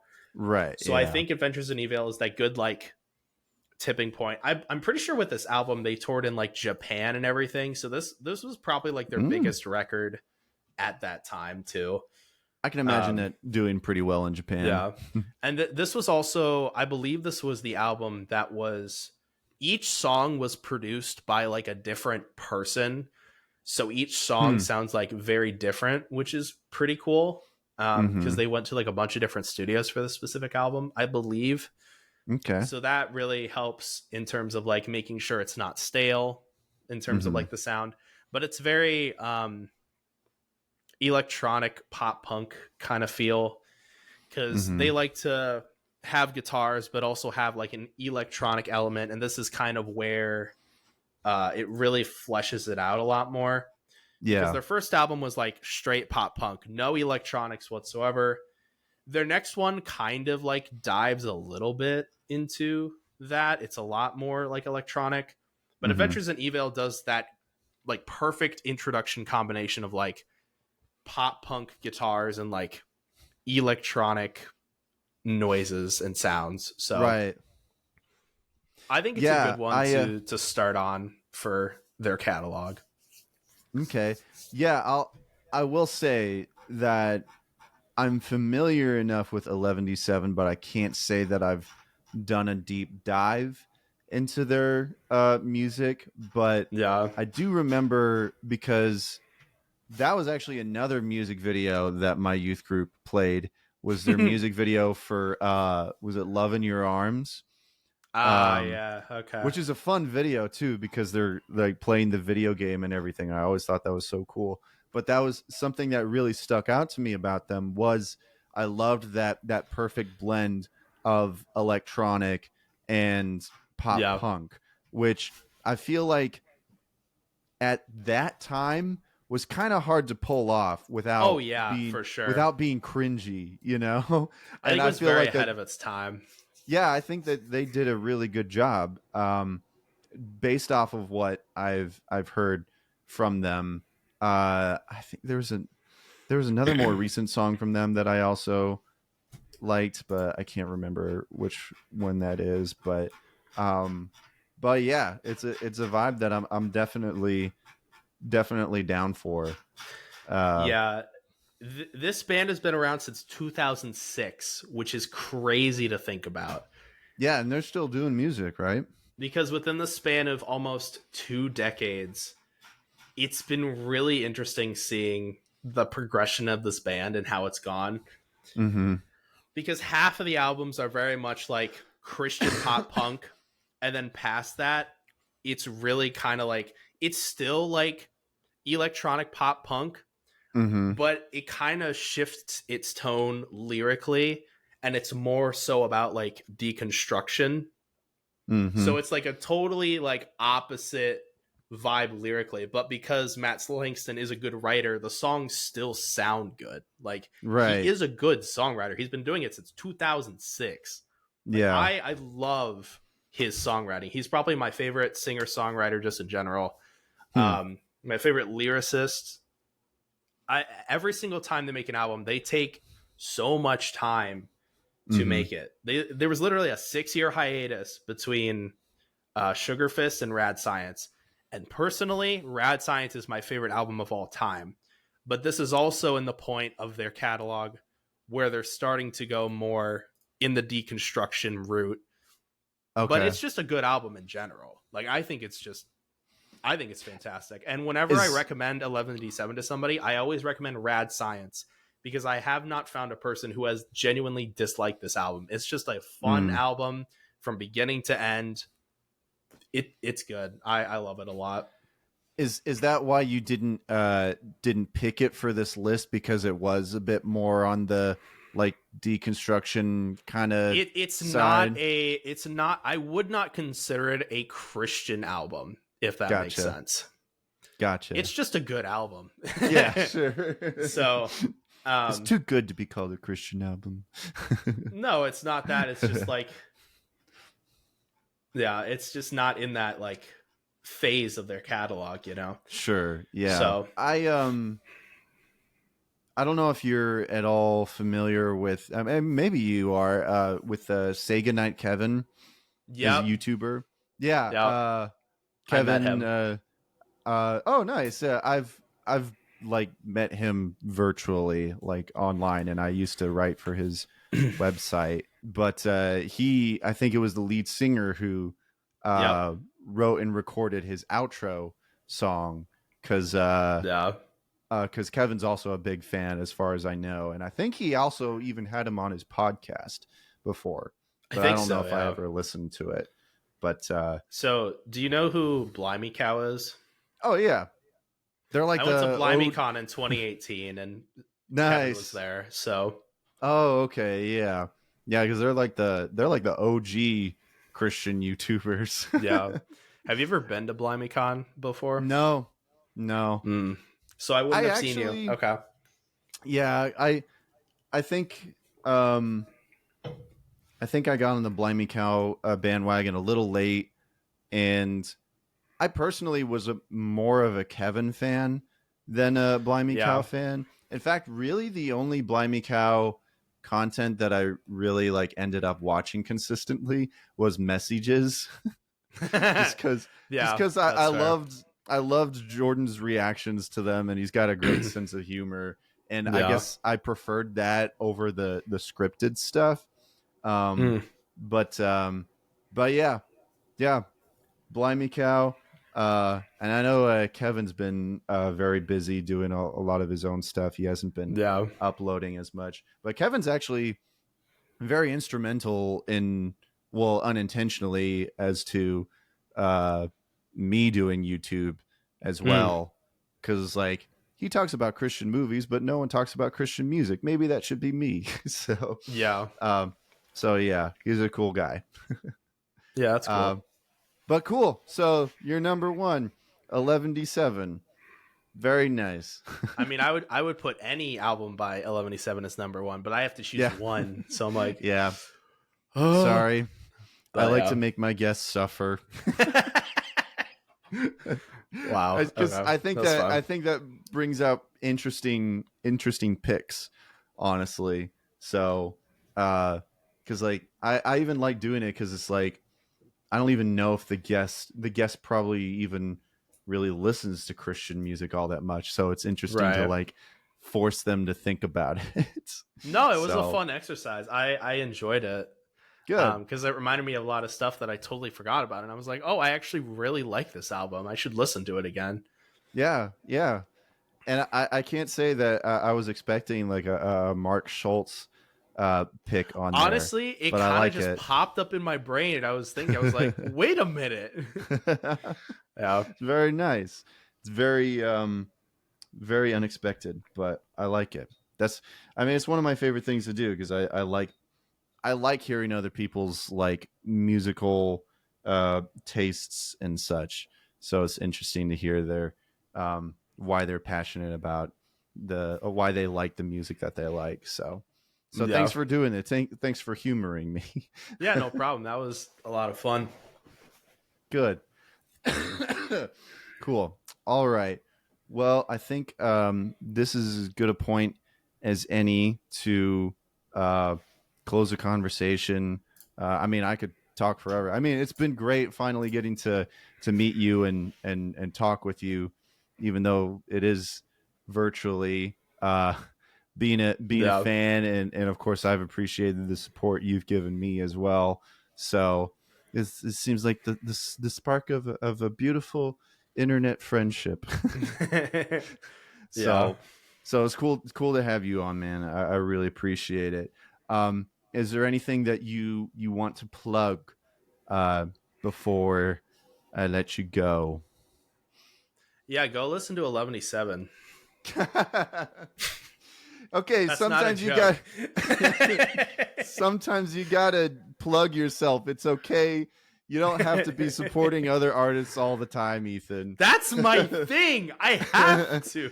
I know, but if people want, where do you want to direct people if they want more of you? You can go to youtube.com/MasterEth. That is my main channel. Those are the videos that I put the most amount of time in. And they are all about documentaries about independent artists. So if you like independent art, you'll probably like the channel. Yes. And it's MasterEth, not MasterEth. Yeah. I mean, that's how I know if certain people watch my videos or not, because then they'll know. Yeah. So, yes, it's MasterEth. Because that's what I thought it was for the longest time. The reason for that is because my name is Ethan. So if you know my name is Ethan, then you're like, okay, I get it. Yeah. I mean, I guess I didn't know your actual name for a while. So. No, that's fair. MasterEth? I thought maybe it was like a kind of thing. Sounds like JonTron. MasterEth. So cool. But yeah, definitely go check his YouTube channel out. He puts a lot of creative effort into it. And so if you like that, if you like actual effort put into the YouTube videos that you watch, then go watch him. He's always got interesting stories. And I always look forward to them, even if I don't even know what the topic is that you're talking about. I mean, you introduce me to whole new worlds, and it's cool. So, yeah. All right. Well, thanks so much, Ethan, for doing this. Appreciate it, and I really enjoy talking with you. So, and I never know how to end an interview. Yeah, thanks for having me on. Yeah, absolutely.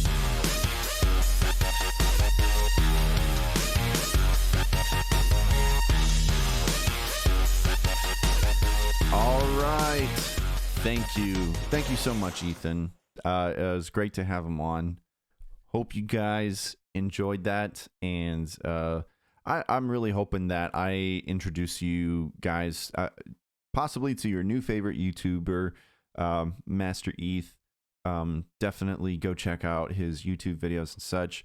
Very grateful for him coming on and bearing with my silliness. It's just a cool guy and great supporter of this channel as well. So really cool, especially since I discovered him like a couple years ago or so, and I became a fan. So it was really cool for it to come to this point where we're like supporting each other, and he wanted to be on the show. So really awesome. So thanks, Ethan. All right. I said that I was going to do music reviews first, but I'm just going to go ahead and talk about this first. So I teased it at the beginning of the show, but it's true. I'm assembling a team, a sort of, it's some sort of a Suicide Squad. Not really. I'm assembling a team just like Nick Fury. Maybe not just like him. This isn't quite the Avengers, but kind of close. But yeah, so I've talked about this before on the show, my desire to have other people on as co-hosts on this show, because especially after I stopped doing the live streams, I've felt a sort of emptiness, I mean, I love you guys still supporting me and leaving comments and such, and I truly appreciate that. But I had to stop doing the live streams for the reasons that I've shared. But even though I had to do that, I miss that, live interaction. That was something that kind of kept me going through the show. But now I don't have that, and I don't have, Mitchell like I usually do on the Podwood Forecast. So I'm kind of just like speaking to no one. And for some reason, that's uncomfortable. I don't know if it's apparent to you guys. Maybe that's a shock to you. Maybe because I'm such a good host. But I'm wanting to grow this show into something fun and interesting. And I think it would be cool to have some other people, like-minded people, to be guests on the show.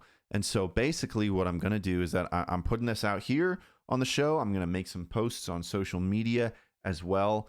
But yeah, I'm looking for some more people, hopefully more than one. I'm kind of looking for like at least 2 or 3 people. I probably know more than 3.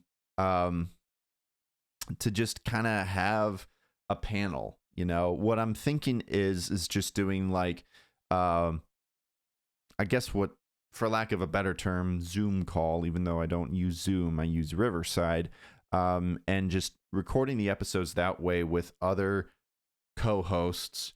I would still be running the show, and I would still, like have the things that I want to talk about and everything, but they would be there with me, having the conversations, and that's the plan. So maybe you guys, any one of you out there, would be interested in that.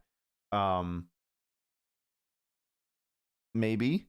I'm going to be putting together a sort of like submission form link, like maybe like a Google form. I don't really know how to do that, but that's whatever it is. There's going to be a link in the description. But I wanted to talk about, I guess, my expectations for a co-host. So, and to, maybe answer some questions that you may have. Like one question that you might have is, do I have to know everything about Christian music?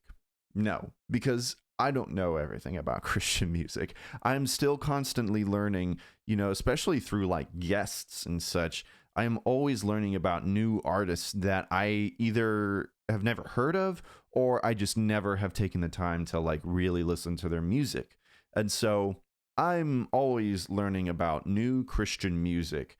And you don't have to know everything about Christian music, but I at least hope, my hope for a co-host is that you at least have the same sort of like passion and interest that I have in Christian music. So you definitely can't know nothing about Christian music. Yeah, that's basically my expectations in that area. What are the requirements? Well, aside from having a way to call in and record your video and record your voice, and just, I don't know, hopefully having a charismatic personality enough to to be on a show. I did want to talk about this because these are things that are important, because I will say there have already been a couple people that have reached out to me and have shared interest in being a co-host. But the thing is that some of these people who have reached out to me, I don't really know that well. And I'm not saying that I don't want them to be a co-host, but my concern is these things in terms of the requirements, and I'm just going to go through them. So what are the requirements? I would hope that, well, you're at least a Christian. Gotta be a Christian. Very sorry for anyone who is not, but you gotta be a Christian. And at the bare minimum, I'm hoping to have the same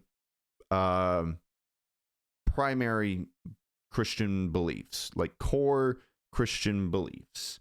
I'm not saying that we have to believe and agree with everything. I'm not saying that, me being a Pentecostal charismatic type, that you have to be the same, but we at least have to have, share the same beliefs in terms of like orthodoxy Christianity. Like, did God created the universe? Jesus came and, man was born sinful, but Jesus came and died for our sins, and Jesus is fully man and fully God. There's the Trinity, 3 in 1, stuff like that. Trying to think, that Jesus is going to come back and will be resurrected, stuff like that. Also issues of like sin, I would want us to be on the same page when it comes to like LGBTQ plus issues, calling sin. So at least in those areas, those are very important for us to be able to have unity. And I will also throw this out there. I know I have a couple of fans that are Catholic.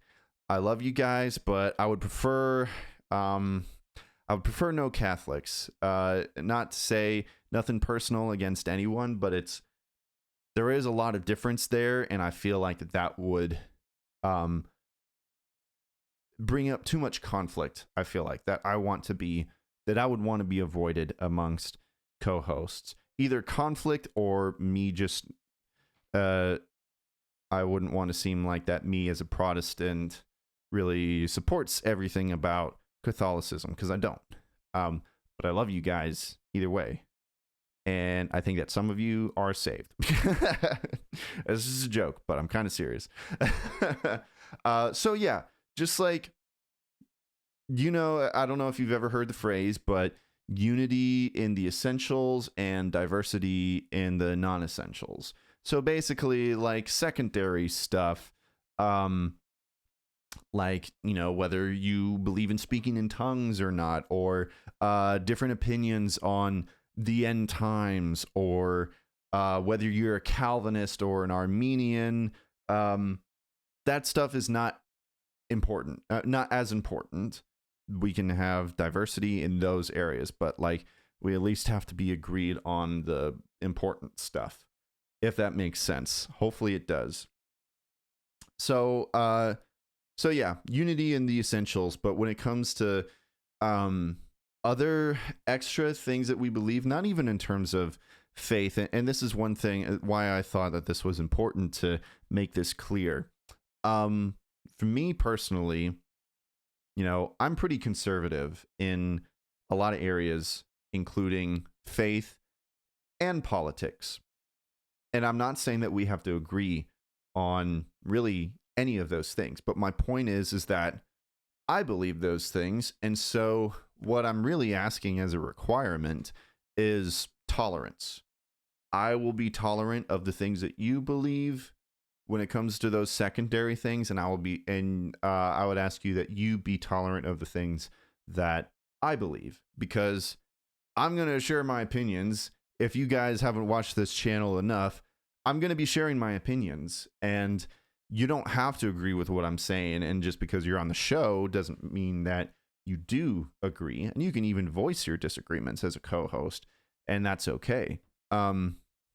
But all I would ask is for tolerance in those areas, and just, agreeing to disagree, So that's that's the second thing that's very important, tolerance. I will also say, as another good requirement, is especially if you've never done anything like content creation, like on the internet or anything, or like posted a video on YouTube, I would ask that you have tough skin, or at least that you're prepared to deal with the fact that when you record and put your opinions out there on YouTube, there's probably going to be some people that don't agree with what you're saying, and some people that are just going to be downright mean. It's definite, especially if you're going to be on my show. I really try my best to avoid conflict and drama. But that's not always, I'm not always able to do that, because there are things that I think are important that I want to talk about, and I want to stand on what I believe to be true. Case in point, the Derek Webb situation. For those of you who are not familiar, Derek Webb released an album that he promoted as Christian gospel, and I reviewed it and talked about how it was the opposite of that, and basically refuted the album. And he somehow found that review, shared it on social media, all his fans, and his fans came and went after me, which is fine. I'm not playing the victim or anything, but I'm just saying that that's something that you need to be ready for. That doesn't happen all the time. Most of the time, my interactions with fans and such are really positive, and I'm very grateful for that. But sometimes stuff like that happens. Or like when I share my opinions on issues of homosexuality and all that, people have come after me for that. So what I'm asking is that you be ready to face ridicule, because the internet is a wild and wacky place, and people like to share their opinions, not really caring about whether they hurt your feelings or not. So that's just one thing that I would warn you about. So that's why I wanted to make sure that was clear to anyone who might be interested in being a co-host. If you were some of the people who reached out to me before, now you know. I guess I just didn't really know how to bring that up, but now that you know what I'm about and what to expect, you can fill out a submission form to be considered for a co-host. Because yeah, I didn't want it to be the case that someone came on the show and, you know, as a co-host, and then like I say something that they completely disagree with, and they're thinking, oh, I don't know if I don't know if I want to support that, and I don't know if I want to be a part of this, and this is going to make people angry. You know, I didn't want that to be the case. I wanted anyone who was interested to be prepared that that's something that could happen. Even though I really try my best for this channel and this show to be all about fun and to be helpful in some way to people. And, you know, we just want to talk about music. But when you're talking about when you're talking about music, and when you're especially talking about Christian music, those serious topics come up. And that's kind of when you have to share your opinions, you know? So, yeah. So got that all out of the way. Hopefully that was clear. Another question that you might have is, how committed do I have to be? And my answer to that is, like, you don't have to be like that committed. I mean, for one thing, this show is bi-weekly, and you know, we'd figure out the best time for us all to be able to record the episode. But say you're like, hey, I can't come on this week's episode, so you'll have to go without me. That's completely fine, you know, because the other thing to consider is that this is a non-paid position. I mean, I don't get paid for this. I mean, yeah, I have like my affiliate link with Riverside, and I have a Patreon, but so far I don't have any patrons, and I haven't gotten anything from Riverside so far, and my channel isn't monetized, so I make no money off of this. And so unfortunately I am unable to pay anyone to be a part of the show. So if you wanted to be on the show, it has to be because you think it would be fun, because that's why I do it. I mean, maybe one day if the channel somehow, by some miracle, gets big enough where it starts to become a good outlet for income, then we'll see. But right now it's not, so it is what it is. So that being said, you're not getting paid, so if you have to miss a week, that's totally okay. And it doesn't even have to be for the worst reason, for the best reasons, honestly. Like, you could be like, hey, I'm just not really feeling it this week, so go without me. And that would be fine. And I would figure it out no matter how many co-hosts I have left, even if I have to do an episode by myself. You know, that's totally fine. And there may be even some weeks, I'm not sure when it comes to interviews if I'll have co-hosts join me on interviews. We'll see. Maybe interview episodes will be a chance for the co-host to take a break. I don't know. Figuring it out, you know, playing it by ear. So yeah, you don't have to be it doesn't have to be the most consistent thing in your life or anything. No high expectations or anything. Just, I just want to be able to have fun with some potential, you know, good friends on the show, because I think that could be fun. So yeah, I'm trying to think if there's anything else. Not that I can think of. So if that sounds interesting to you, there's a link in the description. I know I have a lot of links in the description, but it can't be helped. But there'll be a link in the description for you to fill out a form, and yeah, and I'll get back to you, and we'll figure it out. So I'm really excited about this, for this potentially to be a thing. We'll see how it goes. I'm excited, but I'm also a little nervous, but yeah, so we'll see. And I think that's all I got for that. I can keep you guys updated if there's any developments about that, if I end up getting co-hosts, you guys will definitely be in the know. So, all right.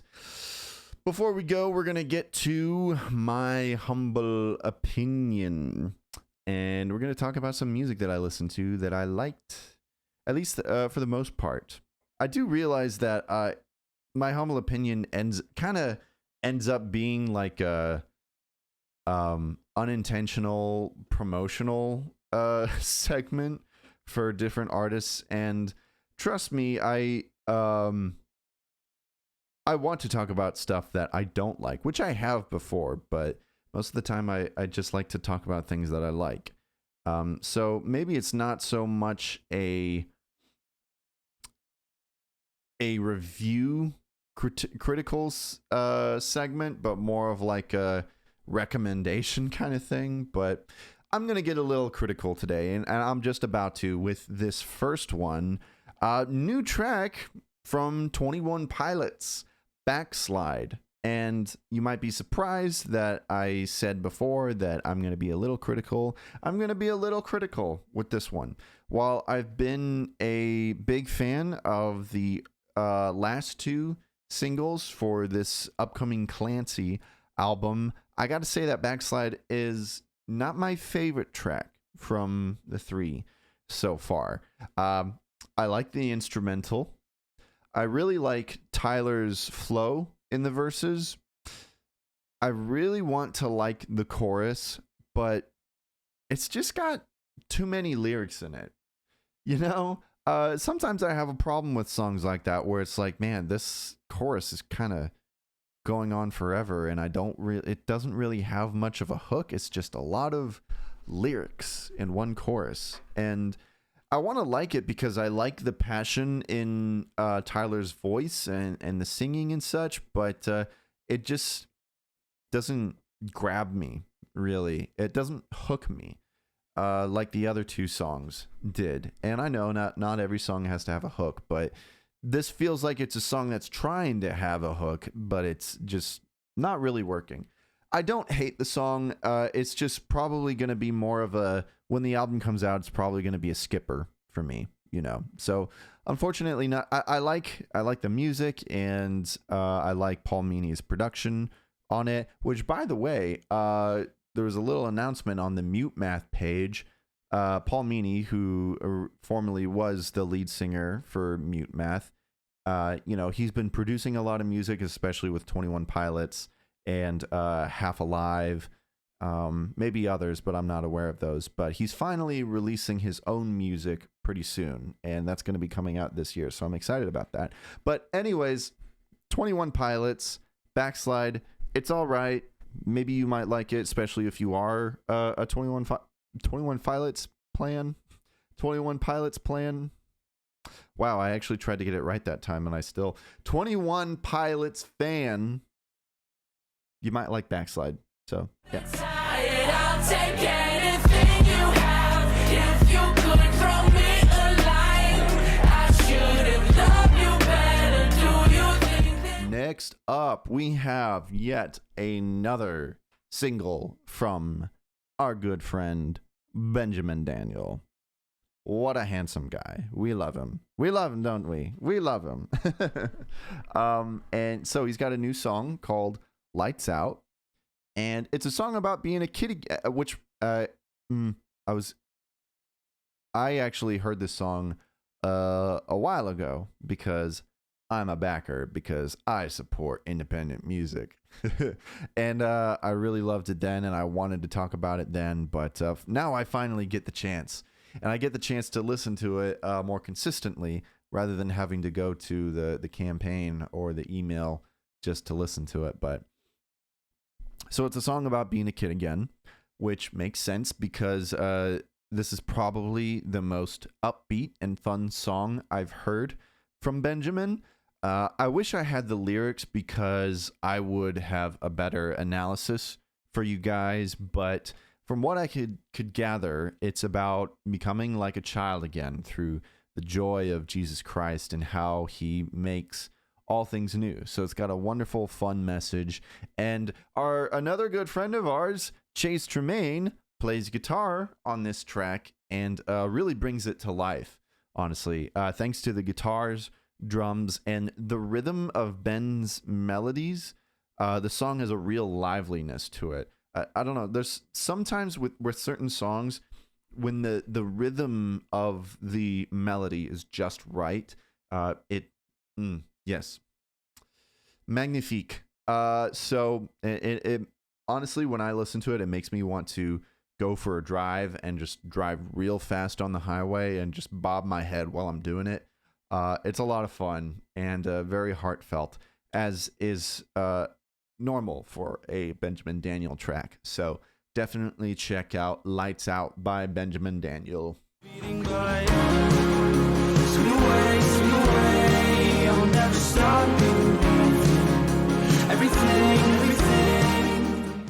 All right, next up, an artist that I've been wanting to talk about on this show, but have not really taken the chance to. Matt Kearney. I think I'm pronouncing it. It might be Kearney, but I've always known him as Matt Kearney. He's been releasing some singles for the past few months that I've really enjoyed, and I just haven't had the room to really talk about his music, but now I'm finally taking this chance to talk about it because he is supposed to be coming out with an album this year. But this new track, Drowning in Nostalgia, compared to his previous singles recently released, this is his most laid back so far, at least instrument wise. There's no drums or anything, just layered acoustic guitars, and in place of drums, you got some snaps and some claps, and you have some layered vocals as well. But it is no less rhythmic or listenable. It's still really fun to listen to, just like the previous tracks that he's already released.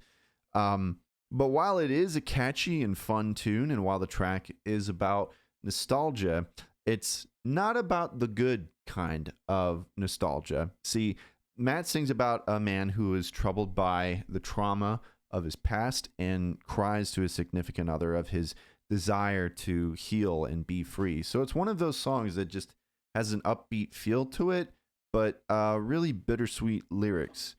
But it is really, I love songs like that are on the surface very poppy, but when you listen to it, it's got a deeper meaning to it. So yeah, I'm really enjoying it. And I gotta say, so I used to listen to Matt Kearney pretty consistently back in the day, around, like, say, when his album Ships in the Night came out. And for some reason, I just kind of stopped because I guess my attitude was like, oh, all he creates is just pop music, like coffee shop pop music or whatever. And I just kind of started disregarding him for some reason. But now I've been kind of going back to it, and it's like, what? Why? Why did I do that? I mean, yeah, his music is like more poppy, but that doesn't mean it's any less meaningful. I mean, he's very good at what he does and at crafting songs. So yeah, I'm gonna start listening to him again. So I'm sorry, Matt. Anyways, yeah, check out Drowning in Nostalgia and all the other previous singles as well from Matt Kearney. He already knows. Said I wanna be free, darling, like a feeling my dreams. It's all that I see for. And last but not least, we have a new single from the band My Epic. If you guys have never listened to them before, you should. They're really good. They're a really good band. And there was a new announcement that they were recently signed to Tooth and Nail Records, which I think they were signed to Face Down Records, but they're recently re-signed to Tooth and Nail, which is pretty cool. And this is their first release through Tooth and Nail, and it's called North Star.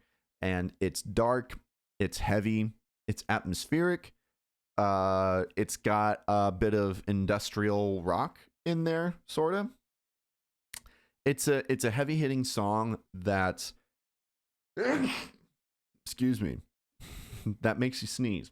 That it's kind of a battle cry to the church, reminding us what our place is and who our leader is.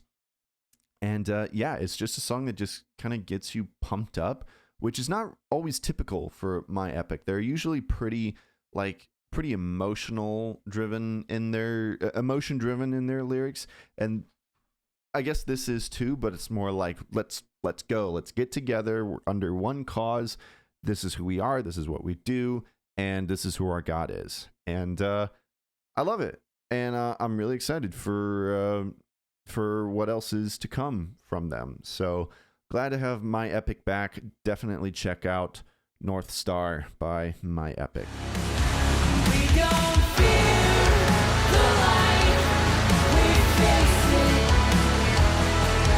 We don't tell. All right, and that is it for my humble opinion. That's all the opinions. That's all the humble opinions that I got. All the rest are prideful opinions. I'm just kidding. I mean, I guess you could say that all the opinions I've had so far have a bit of pride in them. So why are they called humble opinions? Who knows? Anyways, we're about to go home now.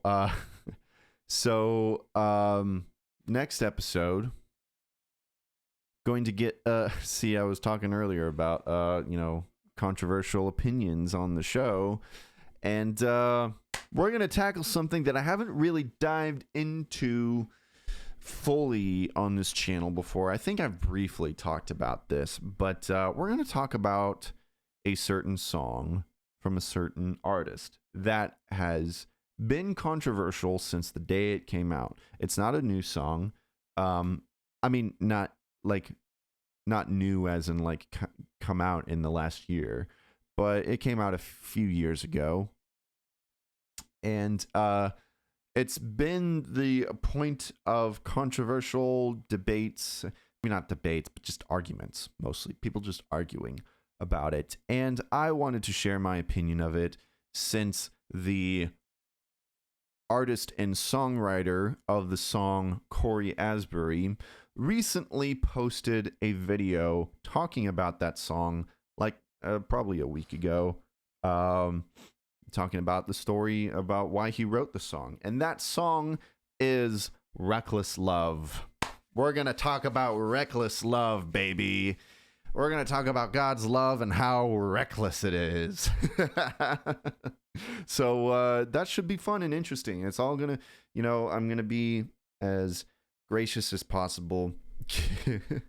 It's going to be good, especially since, I've found a new appreciation for Corey Asbury as of recently. So I'm going to be tackling it with through that lens. So it's going to be interesting. It's going to be fun. If you guys already have some opinions of Reckless Love, share them in the comments, I mean, you guys should leave a comment anyways, but so that should be fun. I also might talk about the latest announcement from John James, the original lead singer of the Newsboys. He's recently launched a campaign to fund the first music that he's recorded in over 25 years, I feel like. So that's pretty exciting. So I'm probably going to talk about that in the next episode. So yeah, and I'm still working on the Winter Jam video, still editing it. I've just been super busy with like work and life and everything. So I'm going to get on that. Oh, also, before we go, I wanted to talk about something that you guys probably noticed on this episode. There was no spotlight artist today. And, I said in the ad that, I gave them an invitation to do that. I stopped. We don't have a spotlight artist because basically what I'd been doing for the past few months is constantly posting on social media and asking if people would be interested in being a spotlight artist. And I'm getting kind of tired of doing that. So I'm just going to keep putting that video up, putting it in the spotlight segment, so that hopefully people will just find that when they're watching my show. So, yeah, because I guess the fish aren't biting right now. That's totally fine. But I just want I just want to take that opportunity in the middle of the show to support other artists and such. So, but I just can't keep making the same post like every week. So yeah, if you guys are a Christian artist or an artist who is a Christian, and you would like your music promoted on the show, then click the link in the description. There's a submission form and everything. I'm just doing all the submission forms lately. I'm just having fun with it. So yeah, do that, and I'll get a hold of you, and we'll talk about your music being on my show. So, yep, and I think that's it. So I wanted to let you guys know we got a special friend, a special certain someone to do the outro on this show, and it's probably going to be the outro of the show from for this foreseeable future, like until something changes. But I think you guys will be excited about this, so something really cool. But anyways, I'll see you guys in the next episode. I love you. Goodbye. Bye. Goodbye. Hey, this is Stephen Christian from Amberlin. If you like this video, be sure to leave a like, and also feel free to subscribe to I'm Clifford Today. For those of you listening on Apple Podcasts, make sure to leave a rating and a review. Also, be sure to check out Clifford's Clips and Highlights channel. I'm Clifford Today. If you want to hear more from Clifford, check out his other podcast, Podwood Forecast. And there's always t-shirts and other merch you can buy, so be sure to take a look at that. There are links to everything in the episode description, so thanks for stopping by, and remember, he's Clifford Today, and you're not.